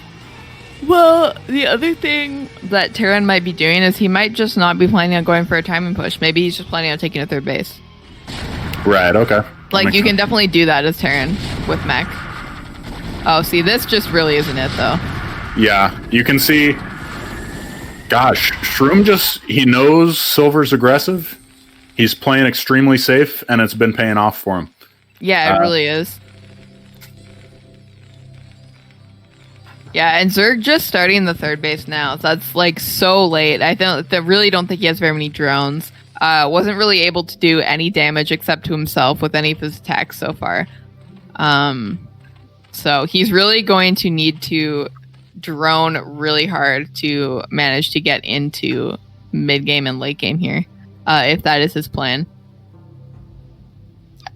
Yeah, I don't know. His economy is just really bad right now.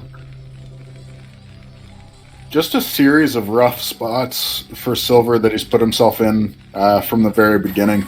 And then he's had to try and claw himself out of the hole, so to speak. Yeah, for sure. Shroom playing really well. Just kind of keeping calm and doing Terran things. Doing Terran things.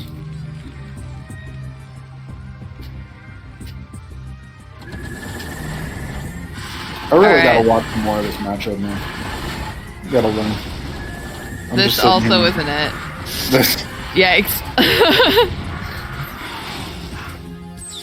Yeah, these attacks, especially really in any matchup when you're trying to attack over that small bridge and there's units on the other side, you're just going to get absolutely massacred. Yeah, he just also just didn't have enough stuff, so you need more stuff than that. Yeah. This this mech push, by the way, really scary for Zerg. Yeah, pretty sure he's just gonna die here, to be honest. Like, this is very hard to hold. Even when you don't. Like, these kind of pushes are hard to hold even when you don't, like, throw away a bunch of units at the beginning of the game. And he's, like, really low eco, and he has very little stuff, so I'm not feeling very good about it. And I don't know how much of a difference this makes, but he just keeps picking off these overlords and he keeps supply blocking the silver. So any chance that he really has of holding would just be massing units and getting really good engages. And obviously you can't mass units when you're supply blocked. Yeah, and this is just too much mech either way. Like, the two tanks really at the beginning kind of countered Silver's all in. Like, he was planning on just Hydra busting him. But the thing is like, it's really difficult to go 2-hatch Muta and then 2-hatch Hydra and have enough stuff at that timing to actually kill Terran. Like, you can go for a Hydra bust if you're going to 3-hatch play, because then you get a lot more Hydras. But, like, when you go Mutas and then go Hydras, you just have no drones. Right. All right. This is for Keen. We never did this. I'm calling back my mom. I appreciate you guys for redeeming your channel points, being involved. 6 map will be Sylphid.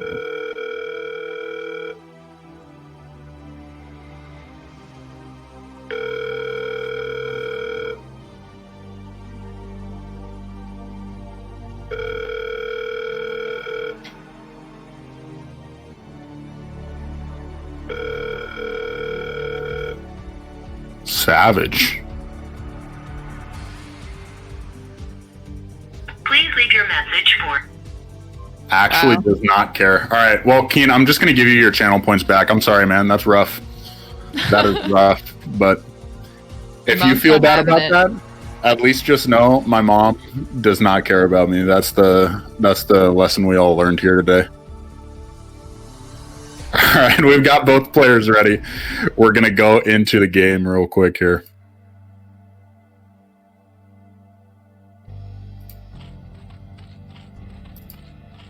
All right, we do have on Sylphid our Zerg player in the bottom left and our Terran player in the bottom right. And Shroom up 4-1 right now, so definitely a rough position for Silver. Shroom is on match point right now, so if he wins this game, he wins the series. But of course, we are going to go ahead and play all 9 games, no matter what. So. Always a good time. Playing all 9 games no matter what happens. We're just gonna keep mixing it up. Right. Neo Sylphid, such a good map. It's such a good map. Just like the most standard 3-player map I've really seen in the I'm still kind of... Yeah, it's good. It's good for mech, it's good for bio.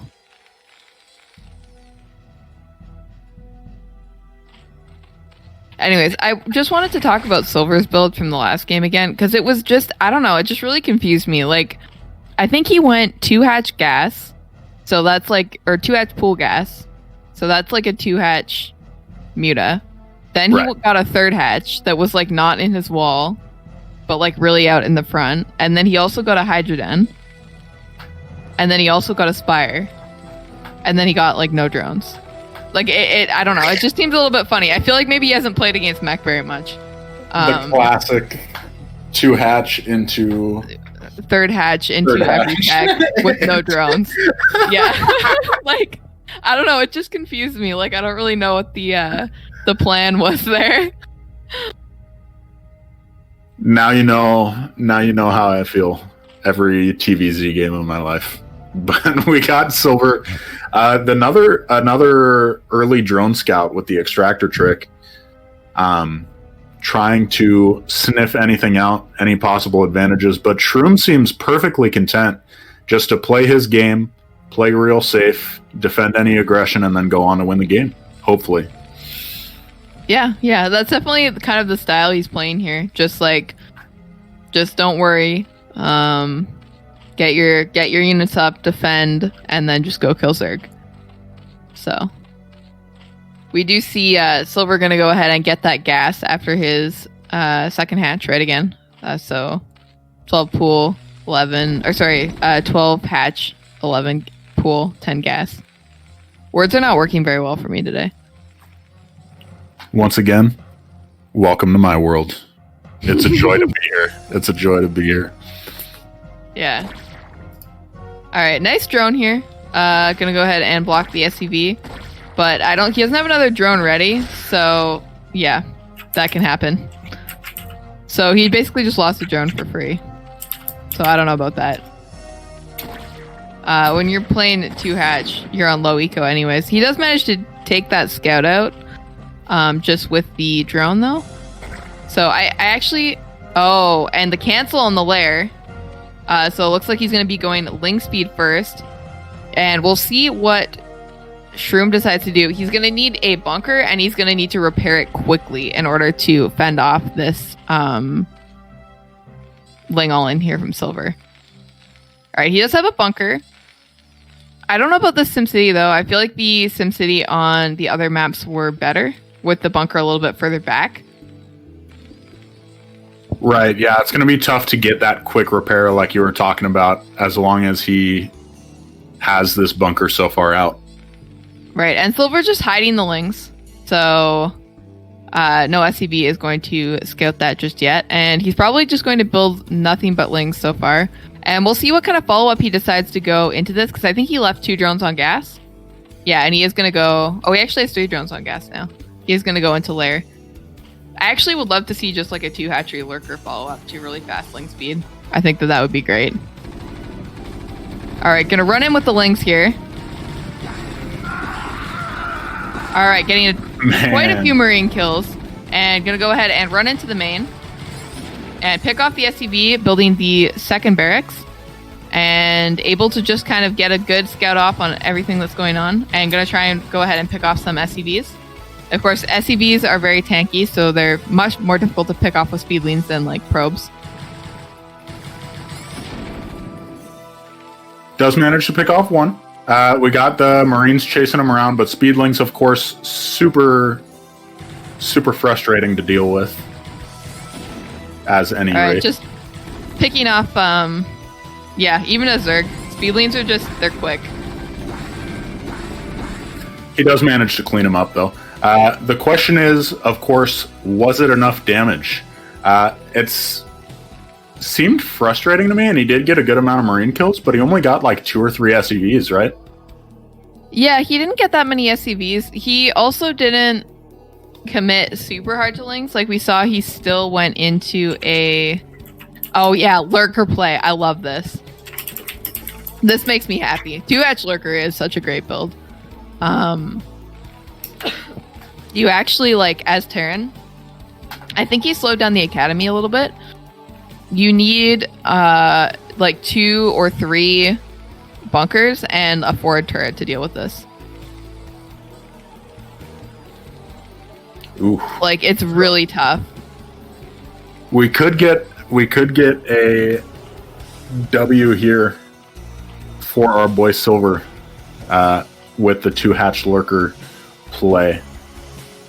Yeah, we'll see how well he manages to hide it too. Like, and if the lurkers are on the map, yeah. See, he scans it now, so he's gonna add a bunker, and he needs to get the lurkers in ASAP now.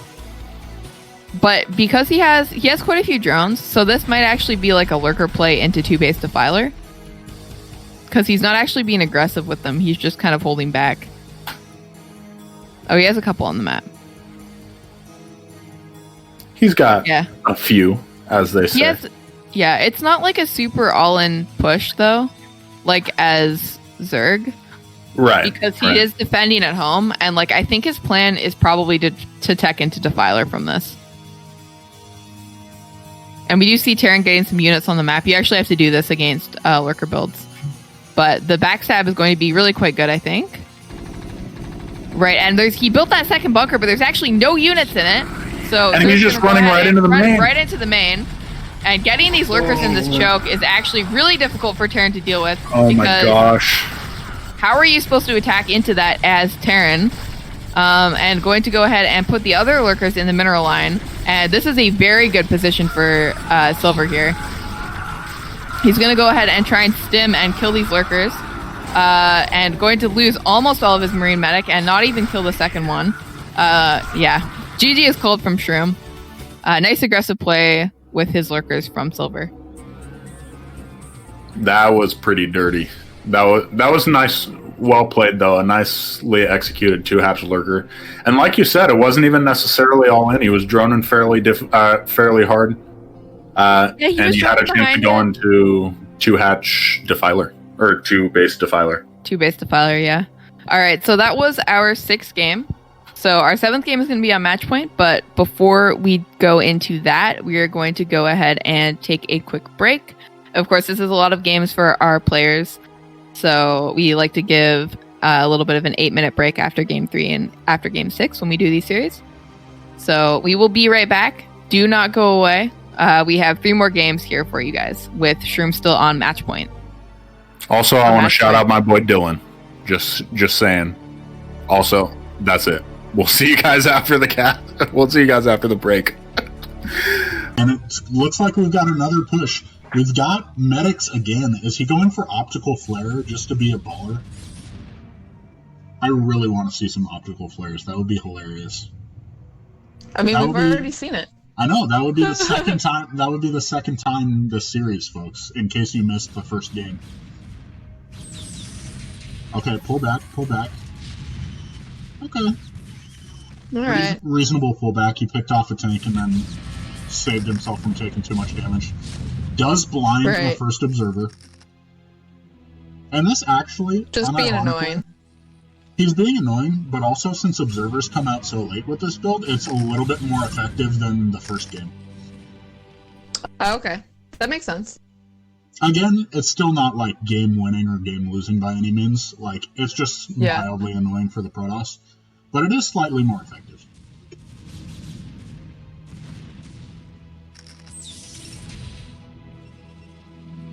And Snipe doing a great job positioning his units to cut off reinforcements. The scariest thing about a Terran push like this is when units just keep adding up. Like, you only kill one tank with your first initial attack, or something like that, and then they just have 2 more tanks by the time you go and attack them again. But when you can cut off reinforcements like this, it makes the... Did you see all those goons just run into those mines? He just lost like 4 goons to a mine. It's because of the optical flare, man. It's because of the optical flare. Easy dub. I think Snipe is still gonna clean this up, but like, man.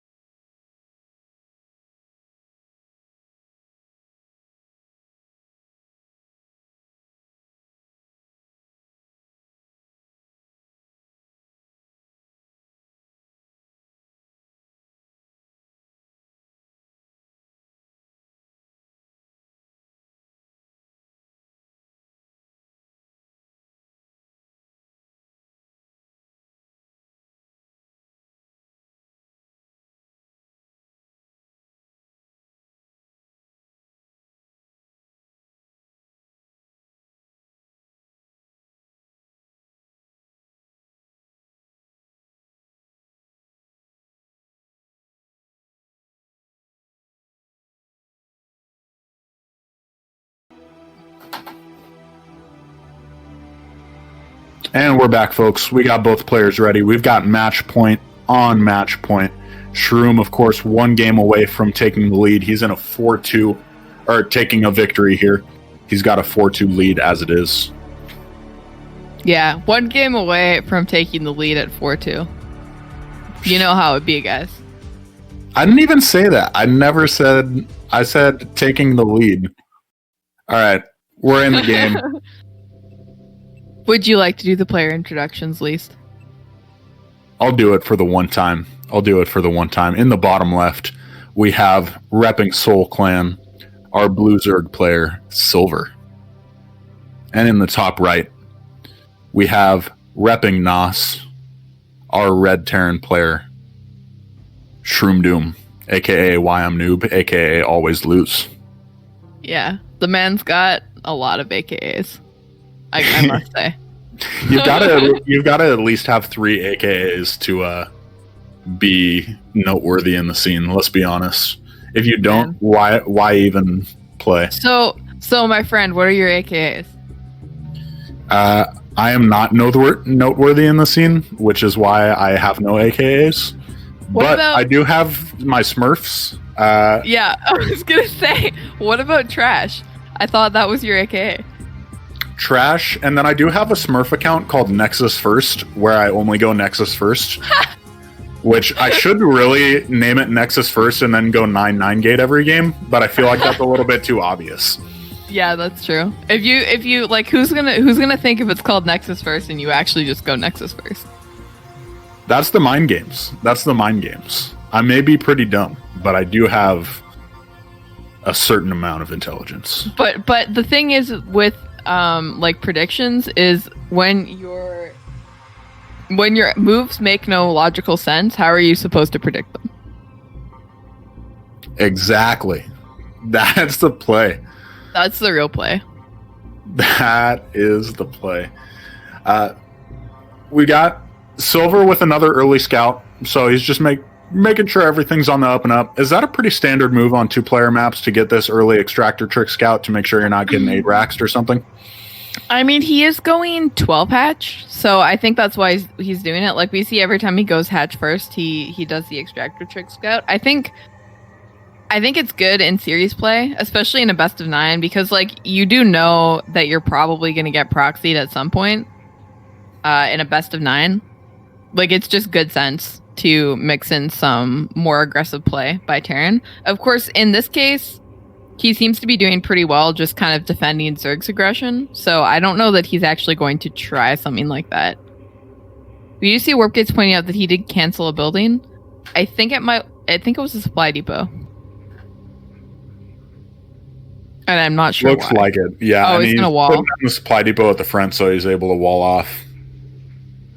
All right. It's going to be supply blocked for a considerable period of time because of this decision. But he is going to go ahead and just start his command center on 18. I know. To avoid floating too much money. And of course, it's not Zerg, so it's not like you're floating larva. So, you know. Zerg hardest race confirmed. I don't like the indecision, but altogether, I don't think it's too bad a strategy. He's really been thriving off having this good SimCity in the front of his base and making sure that any kind of Ling counterattacks or Ling run-bys aren't able to do too much damage. So I think the decision in the end to have the supply depot at the front of his base was a good one. And I mean, we see already that there's 8 Lings out for Zerg. So right, not a bad play. And he is on Operation Indecision, so of course he's just true. He's just making the name. It's necessary. You have to do that. You have to cancel a supply depot and put it somewhere else. Otherwise you get kicked off the team. It's just what happens. Yeah. He is going for another run by. Let's see how much damage he's able to get done. Speed isn't quite done yet, but he is able to get 1 SCV. Did you just say speed isn't done? Is speed done? Dude, those seem super slow fast links. No comment. Okay, so We do have 2 hatchery play here from Silver. Well, I guess we're going to see if he is going to go ahead. Yeah, it should be a Spire. Yeah. And just getting that second gas. So it is going to be just a 2-hatch mute-up. We'll see how aggressive he decides to be with this. He did lose those lings early on, so he does have to put down a sunk, but he did go 12-hatch. So he can kind of afford that. Although not having vision of Terran's front, definitely not a good position for Zerg. And I really don't think he did enough damage with those lings to merit just throwing them into Terran's base like that.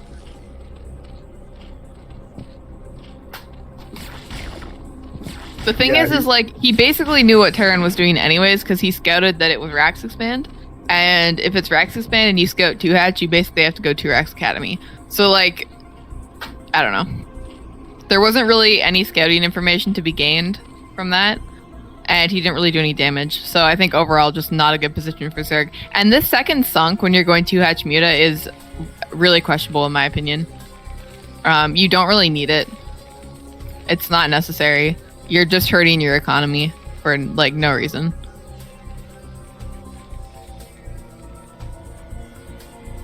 Rip Silver's economy. He has been putting himself in some tough situations.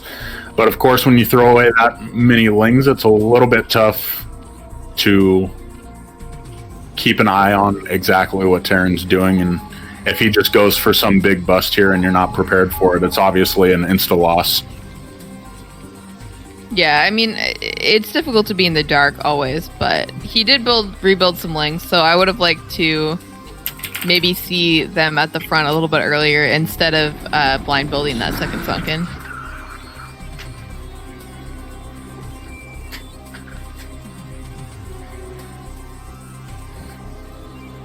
Shroom just hanging back though, staying safe. Keeping his Marines away from his medics again. Does make me a little bit nervous whenever I see that from Terran. Because mutas, when there's no medics around, it's just like, I don't know, it's so hard. You can actually kill Marines, basically, is the difference. Yeah, being able to kill them versus not being able to kill them, pretty strong. No turrets, though, from Terran. A second bunker, but no turrets. So maybe he was expecting lurkers? But this seems kind of strange to me. Like, I don't know why you would just not get turrets against 2-hatch Muta. So the Muta's able to come in here and get quite a few SCVs, doing quite a bit of economic damage to Terran. And if he can manage to pick off some of these Marines as well, then I think Silver can definitely do a lot of damage here. I feel like if he does decide to go just mass Muta, like, Terran's not really making enough turrets to stop that. So I think that might be a good idea in this case, in this game. Just the fact that he didn't have turrets up, that just seems like such a crucial mistake.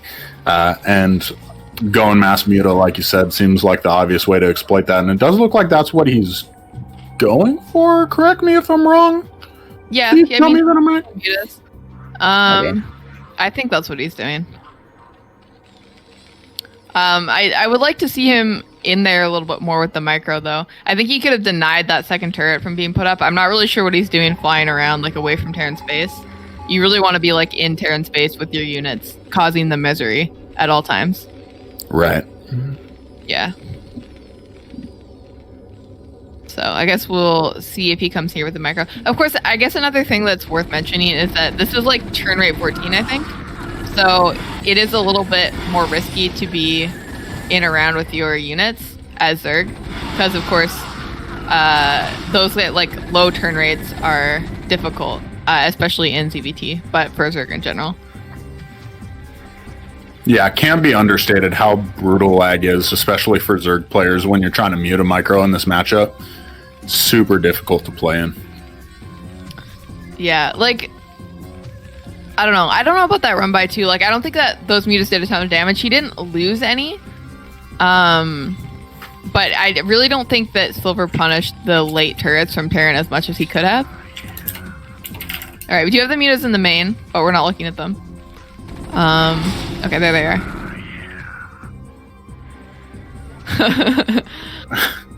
We've got our best, the best of the best observers here, just like we've got the best of the best casters. Yeah, top tier, guys. CPL is a learning league for everyone, including It casters.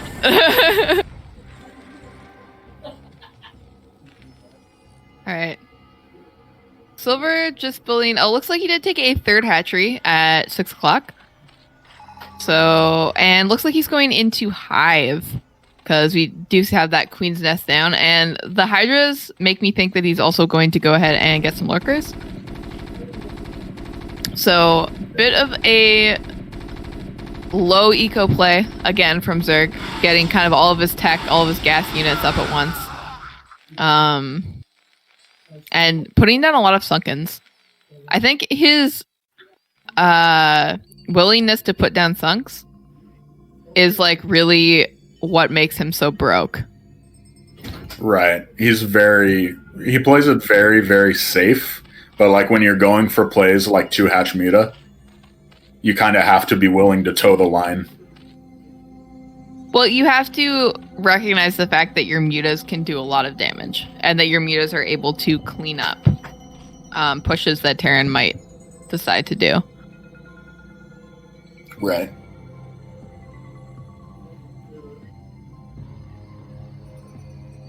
Alright, so we do have this little army from Terran on the map. It is a little bit split, so if the mutas were here, which they're not, they could pick off that back army that doesn't have any medics in it. But Zerg has no vision of this at all. He's up like kind of by his main, and he definitely should have been down here to stop this. I think he's gonna try. Wait, is this a slow drop? I think it might be. I'm into it. Like I would really approve of that. I think it's a great idea. We saw a okay, similar maybe it's thing. just a counterattack.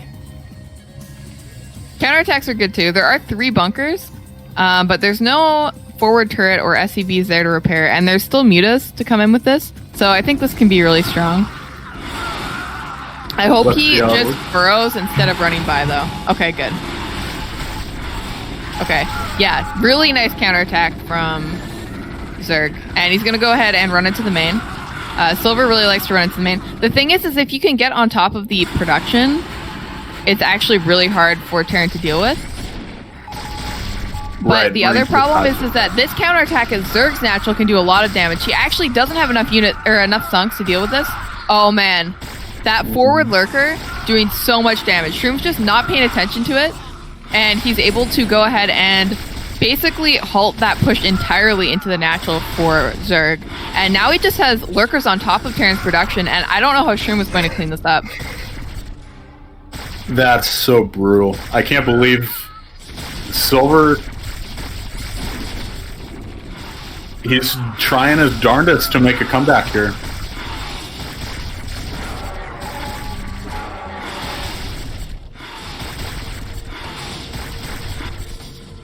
All right. He had basically halted mining at the natural. Gonna go ahead and try and take down some of those SCVs. Just having even one lurker in the main is so annoying for Terran. And we'll see what Silver's follow-up. He didn't lose his third base. And he is going into Defilers, so... Oh man, look at how many lurkers he has too. So many lurkers. And he's going Greater Spire and Defiler. Just get every gas unit. That's the play. Obviously. Does he even have any mutas alive right now? Why is he going Greater Spire? He has one. You can always... Oh, he's got a... Yeah, I guess so. That makes sense. I mean, I don't know that I condone it. I don't know that I would... I feel like just going Defiler here is enough. I don't feel like you need to go Greater Spire as well, because he has no gas bank, but... You know. Yeah, I get you.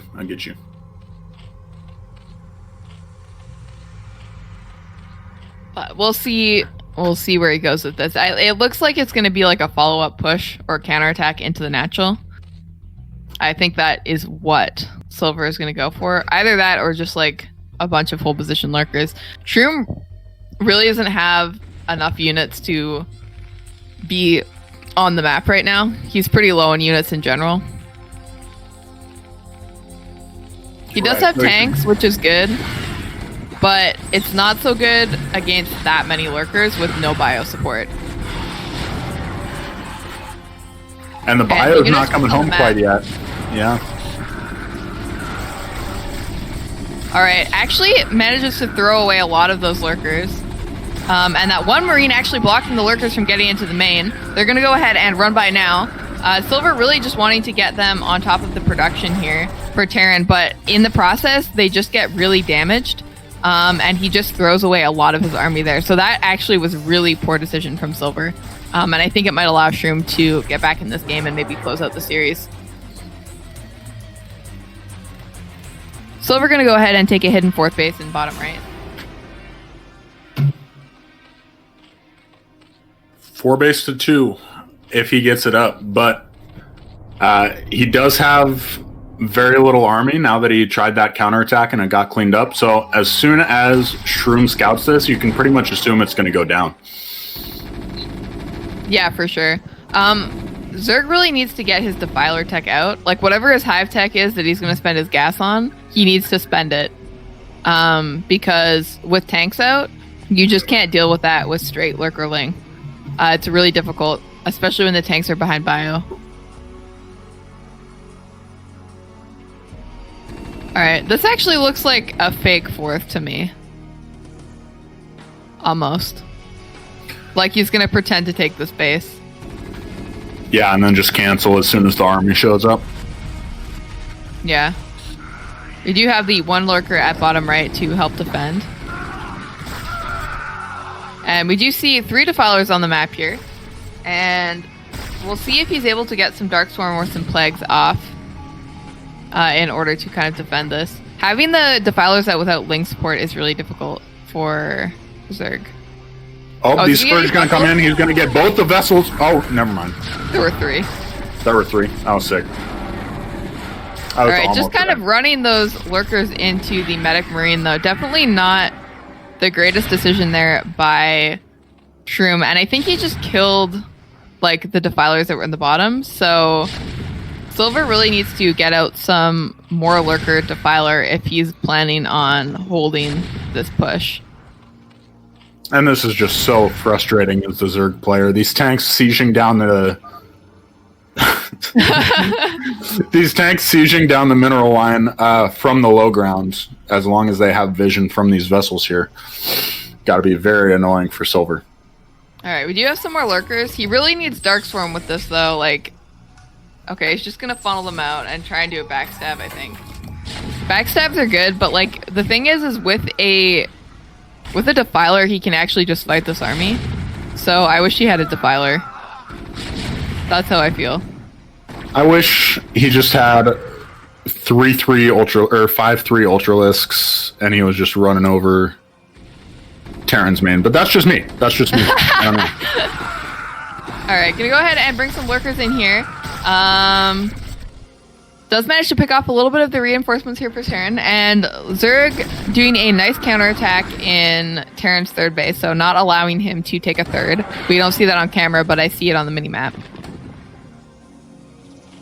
And Zerg gonna take 12 as well. Yeah, Ling counterattack and a lurker.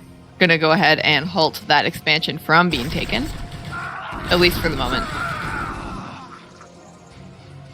And yeah, Zerg's Natural still under siege. He really... Okay, he has speed hydras. I'm not really sure why. He really needs Darkstorm to deal with this. And he has... Like, Silver's doing a lot of things well right now. Like, he's gotten a lot of vessels. He's had some nice counterattacks. But he really just needs to break this push. And I don't understand how he's planning on doing that. Because he hasn't really made any of the steps that he needs to make to break that. And if he loses all of these overlords, he's going to be in dire straits. That was a good word. That was a good phrasing right there. Dire straits. I like that. But That's yeah, an old Brood War map, isn't it? That is I don't an know old why. Brood War map. Why is he running the overlords into the? Okay. I have absolutely no idea. This is like the this is like the Zerg equivalent of when you're losing a game and you make a scout. This is basically that. But the thing is like he wasn't in a bad position. Was he though? I feel like That was going to be a really tough Well, push to break. He had Defilers. He had Dark Swarm. You can break that with Dark Swarm. He had Lurkers and Lings and Dark Swarm. You can 100% break that. Where was all his Defilers? Like, he had 3 Defilers. Did they just auto lose? The one Guardian gets auto irradiated. Silver, I can't tell if he's just memeing or if he's legitimately tilted. Okay, yeah. we finally have a Defiler, but I think the Lurker's gonna go down before we actually get a Dark Swarm off, and then the Defiler dies. I'm so confused right now. I have no honestly. idea what we just watched. I have no idea. He got so many vessels. He had Defiler tech out way so much in time to stop this, and he even has the gas to build the Defilers. Like, I don't get it. I'm confused. We do see Silver is rebuilding his Defiler mound in bottom right as he loses his main to Marine Medic. Just gonna be not quite enough. I guess he's gonna... I mean, this is match point. This is... If Shroom takes this game, then he is gonna take the series. So I guess Silver's like, alright, I'm gonna try and drag it out as long as possible, see if I can make some magic happen. But it would need to be very magical to win this game. Yeah, I don't know. It's just unfortunate because I felt like he had a really good lead, or at least the ability with the hidden base and the Defilers to hold off the push infinitely and then come out with some really good Lurker Defiler play. But he just didn't build a Defiler in his natural for like 3 minutes. And he wasn't able to break the push. So that's really the story of the game. In this case. And we do see Silver tap out. And with that, we do have the official series win is going to go to Shroom Doom from Operation Indecision, our Terran player. But we, of course, are going to play the final 2 games because that's what we do here at the Apocalypse Showmatch series. Of course, based on the Korean end of the World Series in honor of the Apocalypse. That's my tagline. You gotta throw that in there. You gotta throw that in there at least once per series. I don't think... Did we get that at the beginning? Oh, yeah, we did. Okay, sick. Okay. We're good. We're good.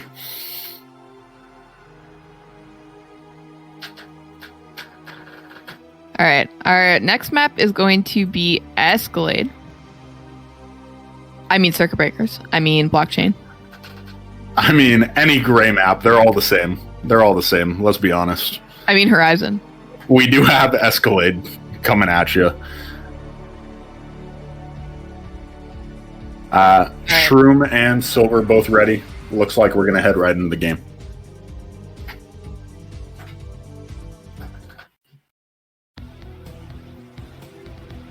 All right, we do have our Terran player in the red in the bottom left. And we have our Zerg player in the blue in the bottom right. Of course, Shroom, our Terran, versus Silver, our Zerg. We should have just made him play in gray the whole time, since the ID is Silver. That would have been top notch. But I don't think we're using their chosen colors anyways, right? We're just doing top versus bottom and then having him. We are now, yeah. Okay, now Warp Gates is just punishing us. Yeah, we should just never... You can never acknowledge Warp Gate's presence because then he'll just punish you for it. Yeah, guys, if you enjoy matches like this, please show Warp Gate some love. If we don't have people here to produce the stream, we can't actually do these streams at all. So we're eternally grateful for that, to have the stream video at the top quality and the game without lag. So that's what we aim for here. So we need to do the live casting, which I personally think is a lot of fun. And Arbor calls me a snob for it. Super enjoy live casting as well. I don't think there's anything... I don't know. Just a whole different energy. I've said it a couple times, but I enjoy seeing the games unfold. Yeah, it's just different when everything's happening in real time as well. Like, the players are there, and it's always like different to play streamed as it is than it is to play from replays. Or like to play games on your own and then cast the replays, because that the game is being casted as you're playing it. So I don't know. I feel like the stage fright can be a little bit more potent when you're playing and being live casted than when your replays get casted later. Yeah, I'm totally with you. When it's in a CPL match or something like that, I don't really get stage fright, but anytime I've ever played a live casted game, yeah, I'm sure. Dude, I was killing it in CPL this year.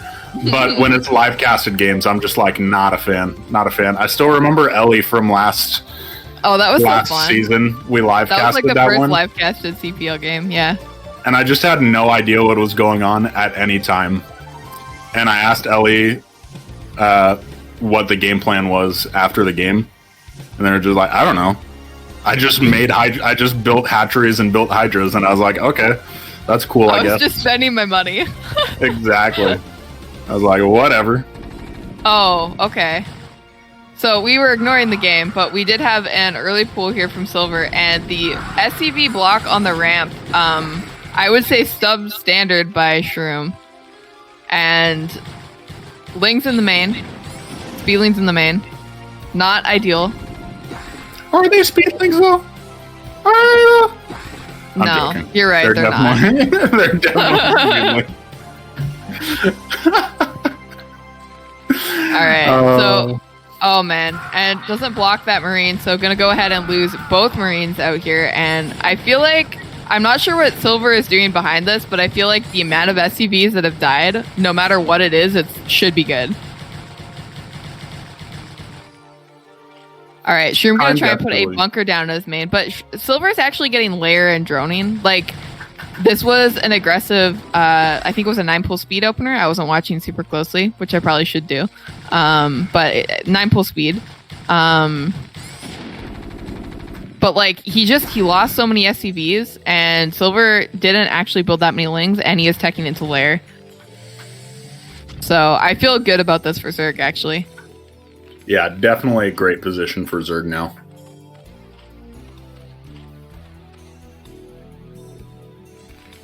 Yeah, of course, Terran does scout that. He does have the SCV in the main, so he sees that lair is coming. And we'll be able to see kind of like what his choice is. The Silver droning behind this, really nice play. I think we've seen him like consistently maybe under drone a little bit in previous games, but he's doing a good job now. Yeah, he's doing great. We do have this Ling coming in trying to pick off the scout. So the scouting information is going to end fairly quickly here. But assuming that you don't see a Hydra Den before the lair finishes, it's either going to be a delayed 2-hatch. Can we see what that building is, Warpgates? It's a spire. It's a spire? Yeah. Dang, you're good. Hell yeah. Wow, are they different building sizes? I thought they were the same.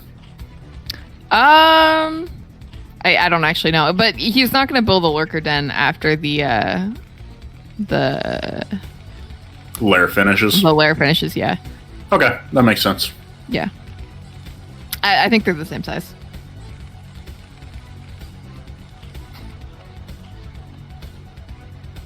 All right, Silver going to go ahead and take his 3rd hatch at another main this game. Interesting play. That kind of is not something that we've seen from him so far. We've seen him play a lot more aggressively. So it looks like he's actually going to try and hold a third base. Either that or he's considering it hidden. And he'll go for an all-in anyways. Or aggressive play anyways. We'll have to see what he decides to do with that.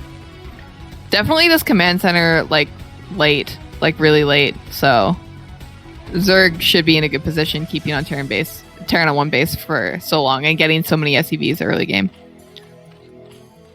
Again with the early creep colonies though. It's really a shame because I guess he doesn't have any speedlings out, so he doesn't know what Terran's doing, but I don't know.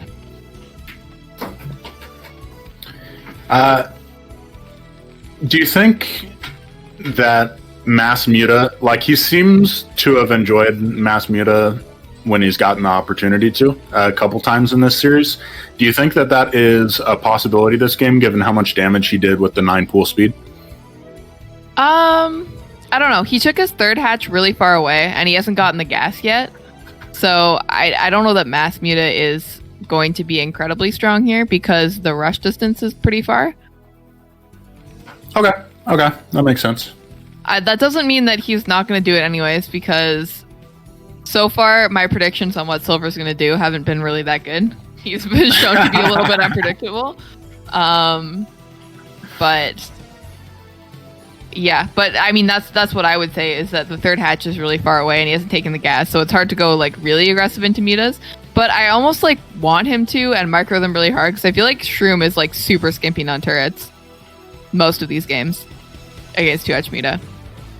Yeah, he's finding the right areas to skimp. Like, he knows how difficult it's going to be for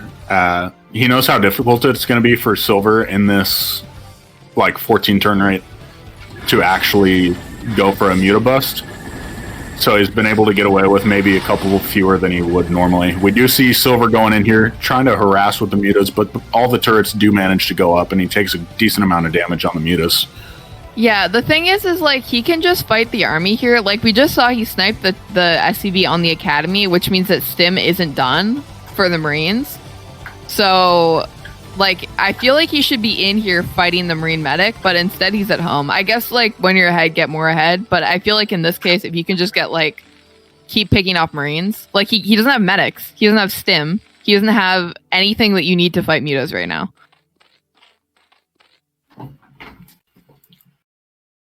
And we just see him go for a Queen's Nest. Funny that the game that he got a lot of aggressive damage done, it seems like he's really just trying to transition into...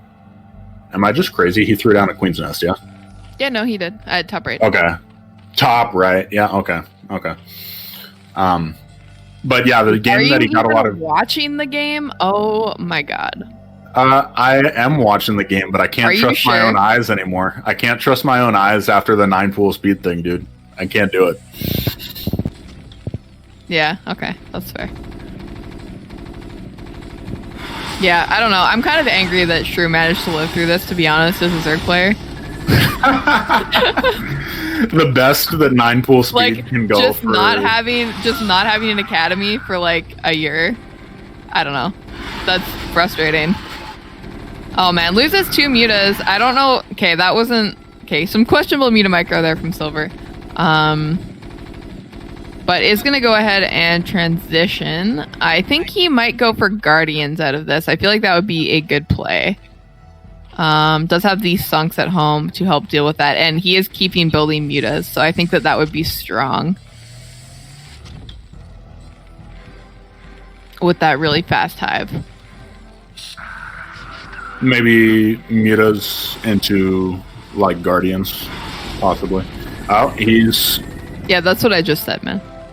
I was just confirming that. The times. Oh my god. I'm just gonna stop casting with you, dude. All I ever do is get roasted. I was just confirming. Do you want to confirm right now the building that Warp Gates is highlighting for us? Yeah, hey Warp Gates, what building is that? Oh, it's Greater Spire. Cool. Just making sure. Yeah. We just had to make sure. Yeah. We're just not sure. I mean, like, it could have been a Hydra Den, so... It could have been a Hydra Den, man. Yeah. You never know. They're the same size. I mean, he probably killed his Spire and then put a Hydra Den there, just for the mind games. Yeah, I mean, it would be confusing. I mean, Terran scans, he thinks you're going Greater Spire, actually you're going Lurker. I mean, you just, like, how are you supposed to know, right? How are you supposed to know that? That's something I would lose to. Come on. Yeah, you're actually so funny, because you just, like... play so much more worse when you don't know what's going on. I also cast so much worse when I don't know what's going on. It's okay. It's okay. I just gotta watch some tasteless VODs and figure out how he casts when he doesn't have any idea what's happening in TVZ. Man, you're such a wannabe tasteless. Dude, I will not deny it. I'm obviously not here for my knowledge, so I can't be Artosis. Alright, so we do have the mutas kind of at the, Shut the fuck up, Warp Gates. Get this guy out of here. We're finding a All new right. observer. That's true. I don't have as much salt as you do, so I can't pass. I never we said do- it was a perfect analogy. We do have the mutas in kind of the bottom right-hand corner of Silver's base. He also has no defense at his third, but he does have guardians in the main. he doesn't have any defense, but guardians in the main pretty good. Yeah, so I guess and- we're gonna see what Shroom decides to do. Okay, he's building Sunks. Shroom did think about coming back there for a second, but there's just like so many guardians. I feel like he just loses his main no matter what in this case. Starport Tech is gonna go ahead and go down. So there's really not an answer to guardians at this point. And even if he busts the third base, like none of the important tech for Zerg is there. The only thing that's there is extra gas. So he really doesn't, at this point, Zerg doesn't really need to keep that base alive. And we do see he's going to go ahead and take a hidden base at top left to try and account for that. Yeah, this whole main is just going to be forfeit with how out of position the units were. I don't think it was a bad choice by any means to not try and pull back, because there's just no way you can pull back in time. But yeah, the unit's just going to be caught at the worst possible time. Yeah, I mean, it's just a really difficult position for Terran to be in anyways. Like, I think the only way forward right now is to go try and bust a natural, depending on how much stuff Zerg has there. So, because that's really the only way you can win at this point, is float all your buildings and then kill all Zerg's buildings before they can kill yours. But Yeah, he and does with have 5 5 sunk to 2 Tonkas. guardians. Yeah. So Silver did prepare at home. Sometimes you see like at lower levels, Zerg players won't leave any guardians at home, and then it's like just really hard to deal with. But that's kind of an unbustable position in my opinion for Terran, and he's like losing his main here. So I feel like Silver's gonna go ahead and take this game. No problem. 5-4 still on the table, baby. It's a chance. It's a chance. Alright. This is a massive cloud of guardians. Alright, GG is called from Shroom, and Silver is going to go ahead and take Escalade as a map win. What's the score now? Is it 5-3? 5-3. Alright, and our last game is going to be on Taucross. I had to think for a second. I feel like you just pay these players to, as soon as the series is locked up, you're just like, all right, just throw the games so that it's a 5-4. Just Hey, do we whatever haven't had you need enough. to do. We have not had enough 5-4s to account for that. Match fixing confirmed, guys. Can I get the trash cans up in the chat for match fixing?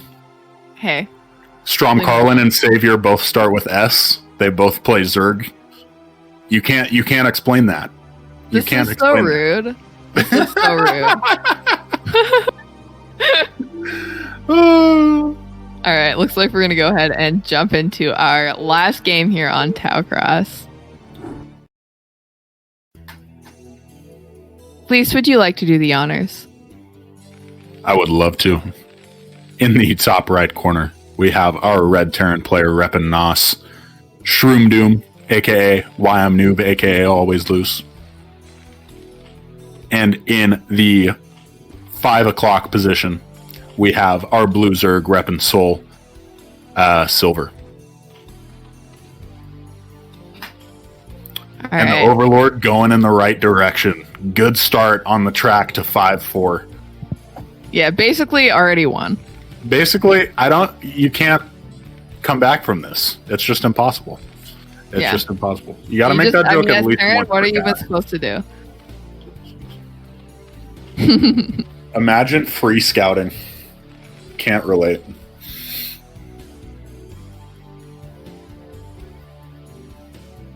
All right, let's see if Silver pulls out something funky for the final game, or if he decides to just go into.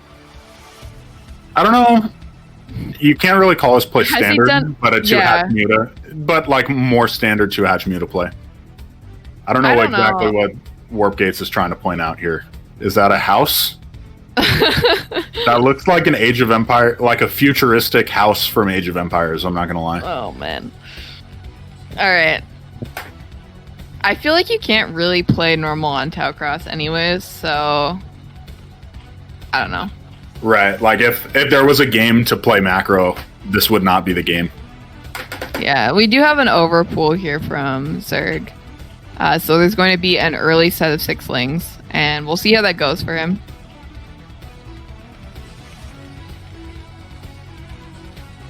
I kind of like Terran will need it. full SCVs. Yeah. You like it? I kind of do. I mean, it's no ramp, which is good. Obviously, the choke is a little bit small. It feels like you can fit just a couple SCVs in there. But if he does try and skimp and just have 2 SCVs blocking the choke, you could probably take him out pretty easily. Like by the time these lings get there, I'd imagine there'd only be 1 or 2 Marines.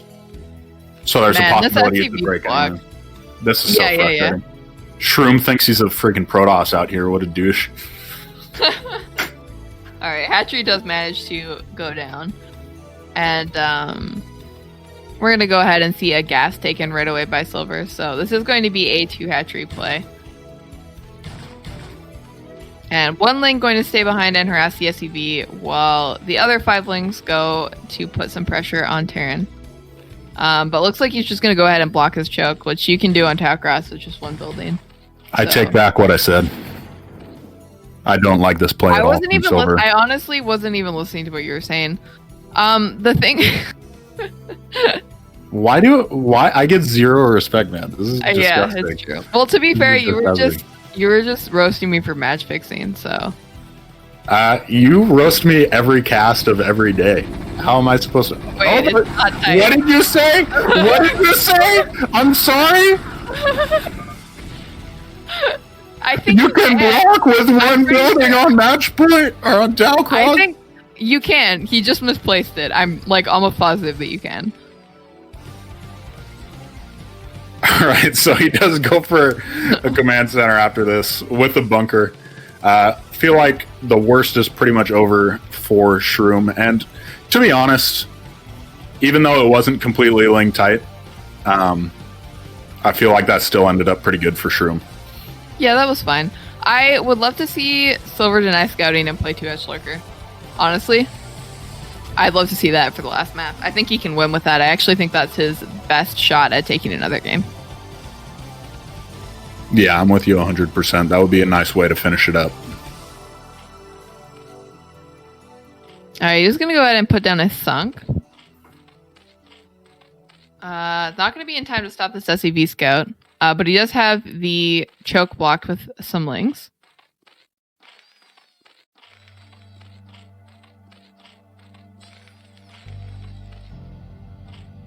And just going to go ahead and try and be annoying because the only set of lings for Zerg is at the choke. Alright, now he's going to lose the SCV. Walked a little too close to the Sunk. And we'll see what Silver is doing behind us, if he's actually going into Spire or Lurker. I haven't had a shot of the main, so I don't know. I'm trying to see on the mini-map. Worst observer. Alright. No, I'm just Spire. Spire. Thank you, Warp Gates. You're killing it. You're killing it.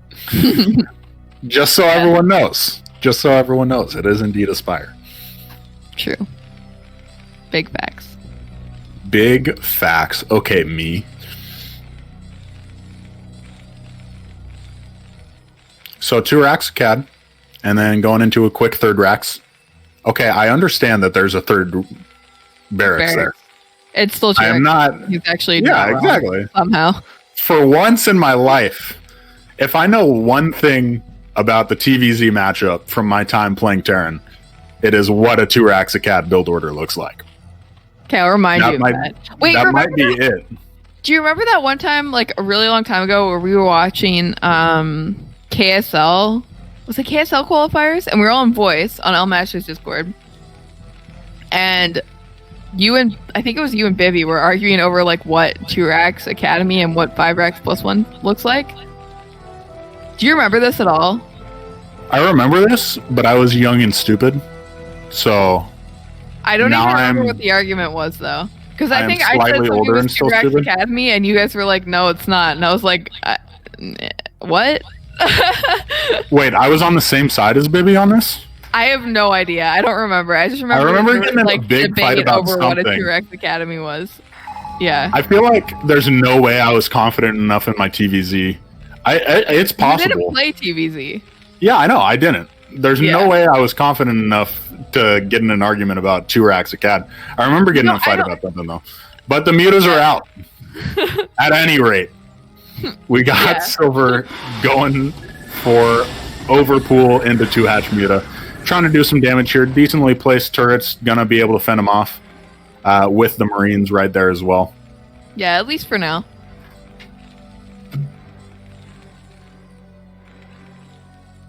No third hatchery from Silver yet. Just the lower economy of overpool. Just not allowing him to afford that yet. Yeah, I'm a little bit confused on like the benefits of overpool compared to just going 9 pool or just going 12 pool. I mean, you can put pressure on them. You want to like force them to not build their command center on the low ground, which of course he lost all his lings. Right. So it didn't work for him that way. But you can get some damage done. Okay, third hatch going down. You can get some damage done. Like, I don't know. It depends on the situation. Of course, early lings against Terran in general are kind of difficult, so. Throwing down quite a few Sunkens. Going to possibly go for a counterattack. Well, no, he's not going to do that at all. I'm just going to say the opposite of what I think is going to happen. It's my fault, really. I keep talking about counterattacks. But to be fair, he has used them a lot. He has used them a lot, and with the adding on extra Sunkens, I just thought maybe it was a possibility, but yeah, it's whatever. Yeah, he kind of needed them anyways because he wasn't really dogging the army as much. But now we're gonna conga line the Terran units again. So if Silver actually comes back here, he can do a lot. He could be doing a lot of damage if he was microing around this.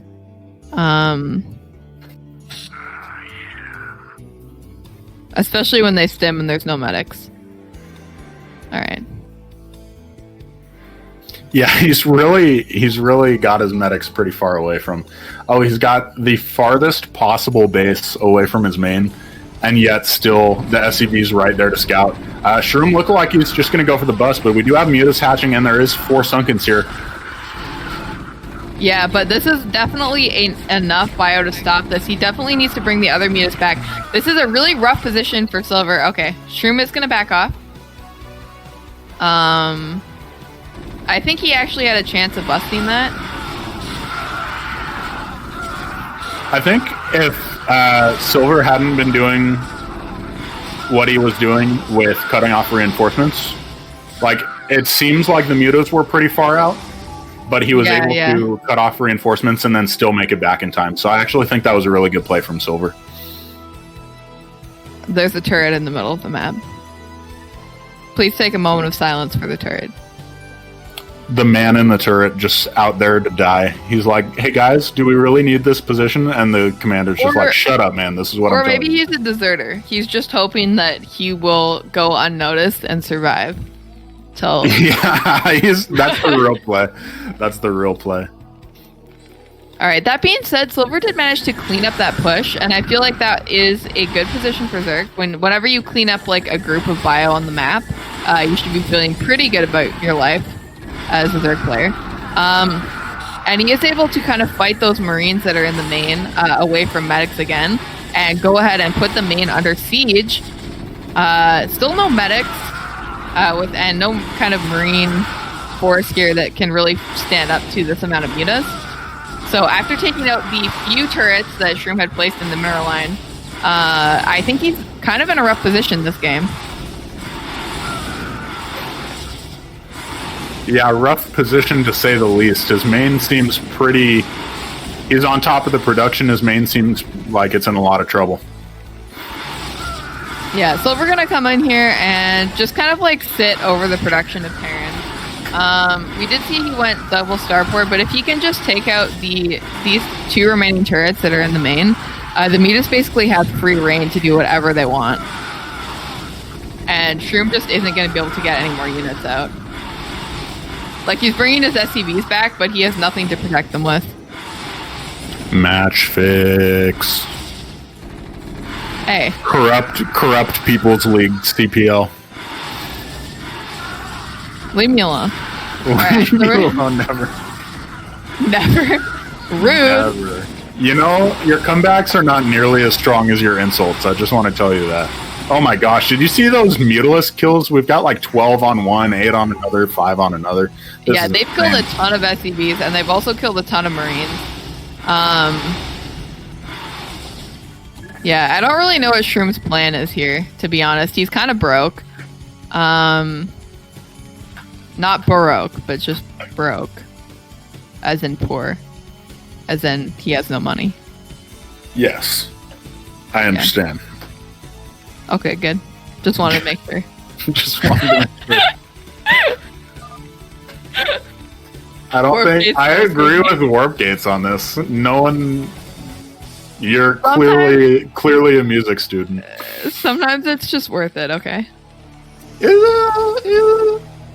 I'll have to add it in the next... I'll have to add it in the next cast because... Sheep is a pianist, so. All right, you do you stuff. You do you. Yeah, I can do whatever I want, man. I know it's your stream, but like.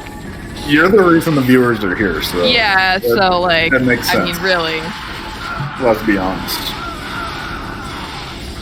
Okay, so you can really just see the power of not having Marines together, and not having medics around. Against like mass meta. So this is a very commanding position for Silver. I actually don't think that Shroom can come back from this at all. If you take a look at the supply, like a 30 supply Terran, like I know that Terran is resilient, but like when you can't build units, it's rough. Yeah, not that resilient for sure.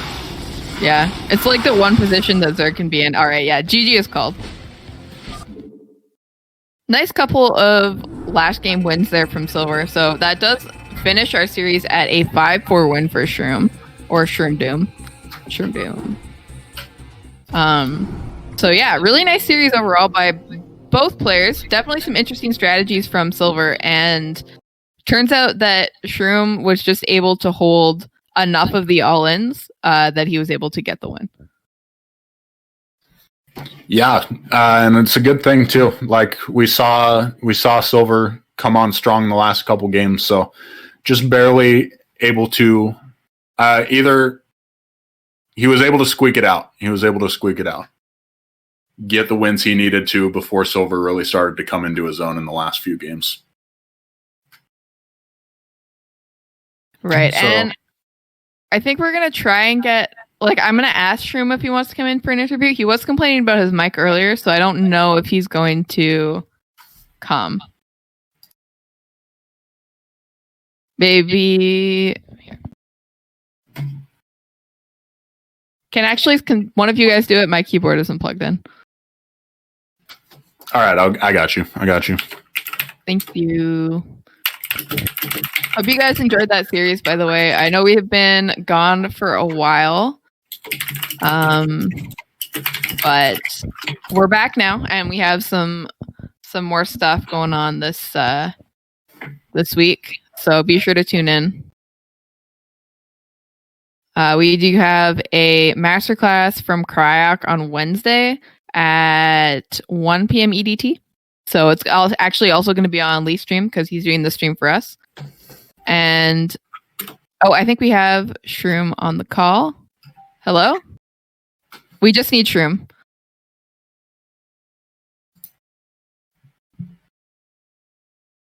Hello? Shroom? Shroom, can you hear us?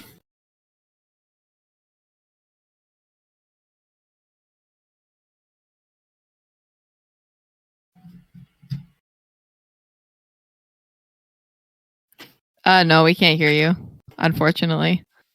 Can you hear me now? Testing? Yeah, we can hear you now. All right. Hey, man. Congratulations on your series win. Really nice 5-4. Of course, when you won, it was like 5-2, I think. So really well played by you. How are you feeling after those games? I I feel pretty good. Yeah. Definitely some big mistakes, but I feel like I learned a lot. Yeah. I thought you had some very nice you played safe very well. And you were able to predict some of his movements. I do know that you were a little bit nervous coming into this to play live on stream. So how do you feel afterwards? Like, how was that experience for you? Like, did you feel nervous when you were playing? Yeah. Well, I mean, a little bit, yeah, at the start, but when like maybe when like 5 or 10 minutes into the game, the nervousness just goes away. So. Yeah, and how did you feel about the kind of the length of the series? Like 9 games in a row. It's definitely a lot. Did you ever practice that when you were practicing to do a whole 9-game series? No, I never played like best of 9. Yeah, it is pretty tiring. Yeah. All right. Can you talk to us a little bit about your mech strategy on Overwatch? You went bio every other game, but you did have a mech build prepared on Overwatch. How did you practice that, and how did you decide which map you were planning on doing that build on? Well, first of all, I didn't practice my mech at all because I used to be a mech player, but then I changed over to bio, so I felt like I already had a decent grasp of the mech. The reason why I went mech on Overwatch is I know it's really strong in Overwatch because you can wall the natural, and I noticed my opponent always likes to go like aggression, like zerglings and stuff. So on the other maps, I kind of didn't want to do it because I didn't know if I could hold a massive zergling flood. Right, that makes sense. Can you talk a little bit, actually, one more thing on Overwatch? You built like 2 siege tanks before you built any Goliaths. And I was kind of curious, like, were you expecting him to try and Hydra all in? Is that why you built those siege tanks? Yeah, that's exactly right, Strom. If you notice my build on Overwatch, that's not the correct way, quote unquote correct way how to do like mech. But I knew that it's just again a blind counter. As I said, like I know my opponent likes to do like early aggression, lurker run by Hydra, so I basically like expected something to happen, and I guess I just got lucky. Yeah, there was a huge like a Hydra bust along with the Melisk. Yeah, I felt like that was a really, like, everyone was kind of questioning it. And then when the Hydra bus came, we were like, oh man, he definitely saw that coming. So I thought that was really smart. Good job. Oh, thanks, Strom. All right. Do you have any other, Least, did you have any questions about any of the strategies? I'm trying to think back through the games now. I don't know what I don't know, so I do not have any questions, but thank you for asking. Actually, how did you feel about that game on match point? Because I felt like you were in a really tricky position, and then you came back and actually won the game. Yeah, match. When the lurkers like ran, like I knew something like that was gonna happen, right? You saw I had like 3 bunkers, right? And I loaded them up before the lurkers push came, right? Yeah, when he busted through, even though I prepared so well, I felt a little bit of panic, but considered like after I cleared out the lurkers, I took a look at my SCV count and all that. It wasn't that bad. I basically only traded a couple units in infrastructure. Right. You saw like I pulled my SCVs away up, right? So Yes. all in all, it wasn't that bad. And I know these kind of busts, like they cost a lot of eco for the Zerg to do, right? Because they're all about timing. So I like okay after that actually. Okay. Yeah, that makes a lot of sense.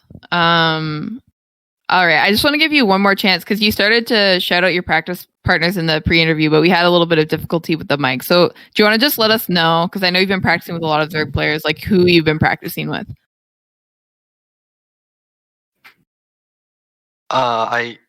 You cut out there at the end, so I hope I'm not talking over you. But I heard like the beginning part. Yeah, was I think Reverie. Yeah, he helped me a lot. He played a lot of games against me. All in helped me a couple days before, and a huge shout out to Art of Turtle because he must have played like over I don't know like 20 plus games against me. Just to iron out wrinkles in my play. Right. So you've definitely been practicing hard for this. So really good job on the win, man. Just one more thing. did you practice all the maps? Because you mentioned something else at the beginning about just playing a lot of Fighting Spirit, and I wonder what is your opinion on like practicing the maps versus just practicing the builds on any map?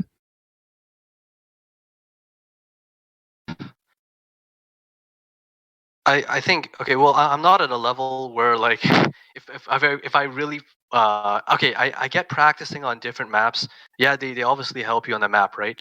But I feel like I just want to focus, just on my standard play, so to speak, right? And you can basically just do that on Fighting Spirit, and if you can nail your build, and if you can play well in Fighting Spirit, I feel like you can basically play well on every map. Like again, I know that there are some strategies you can only do on some maps, and it's better to get practice on the map itself. But as I said, I don't think I'm at that level yet. So, like definitely that mass mutalisk attack. Like stuff like that. Like I feel like if I practiced more against that, just on Fighting Spirit, I basically could have held that on like other maps, so to speak, right? It's not that super map dependent. Right. Makes sense. All right. Well, really, thank you so much for all the effort you put into practicing and preparing for this series. I thought you showed some really great games, and we had a lot of fun casting it. So thank you so much for playing, and really congratulations on the win. Thank you for casting, and thanks Silver for playing the matches against me. All right, guys. And with that, I think we are going to go ahead and close down the stream. Just before we do, be sure to stay tuned for the rest of this week. We do have a masterclass with Cryok here on this stream on Wednesday. So if you enjoyed Shrooms games today, he's going to be playing in that class alongside IRK Father and Sabbath. So that should be a really fun class. That's at 1 p.m. EDT on the stream. And then we have another TVZ Apocalypse Showmatch series on Thursday at 1 p.m. EDT, which is going to be between IRK's Sheep and Silver. Or sorry, not Silver, Mars from Saming Fire. So that is also going to be a really fun ZVT. So be sure to tune in for that. And be sure to keep an eye on the Google Calendar and the CPL Discord, because all future official CPL casts will be announced on those two platforms. Yeah, thanks for tuning in, everybody. We're going to go ahead and raid Boneth, the Protoss Mastermind. Ooh, why don't you raid STPL? You should raid STPL. Oh, that's the play. You're right. I didn't realize STPL was still going. Let's get it. Yeah. Okay, we'll raid our boy Kix instead. And he is casting STPL right now, so make sure you guys tune in for that. We'll see you next time. Thanks for tuning in, guys.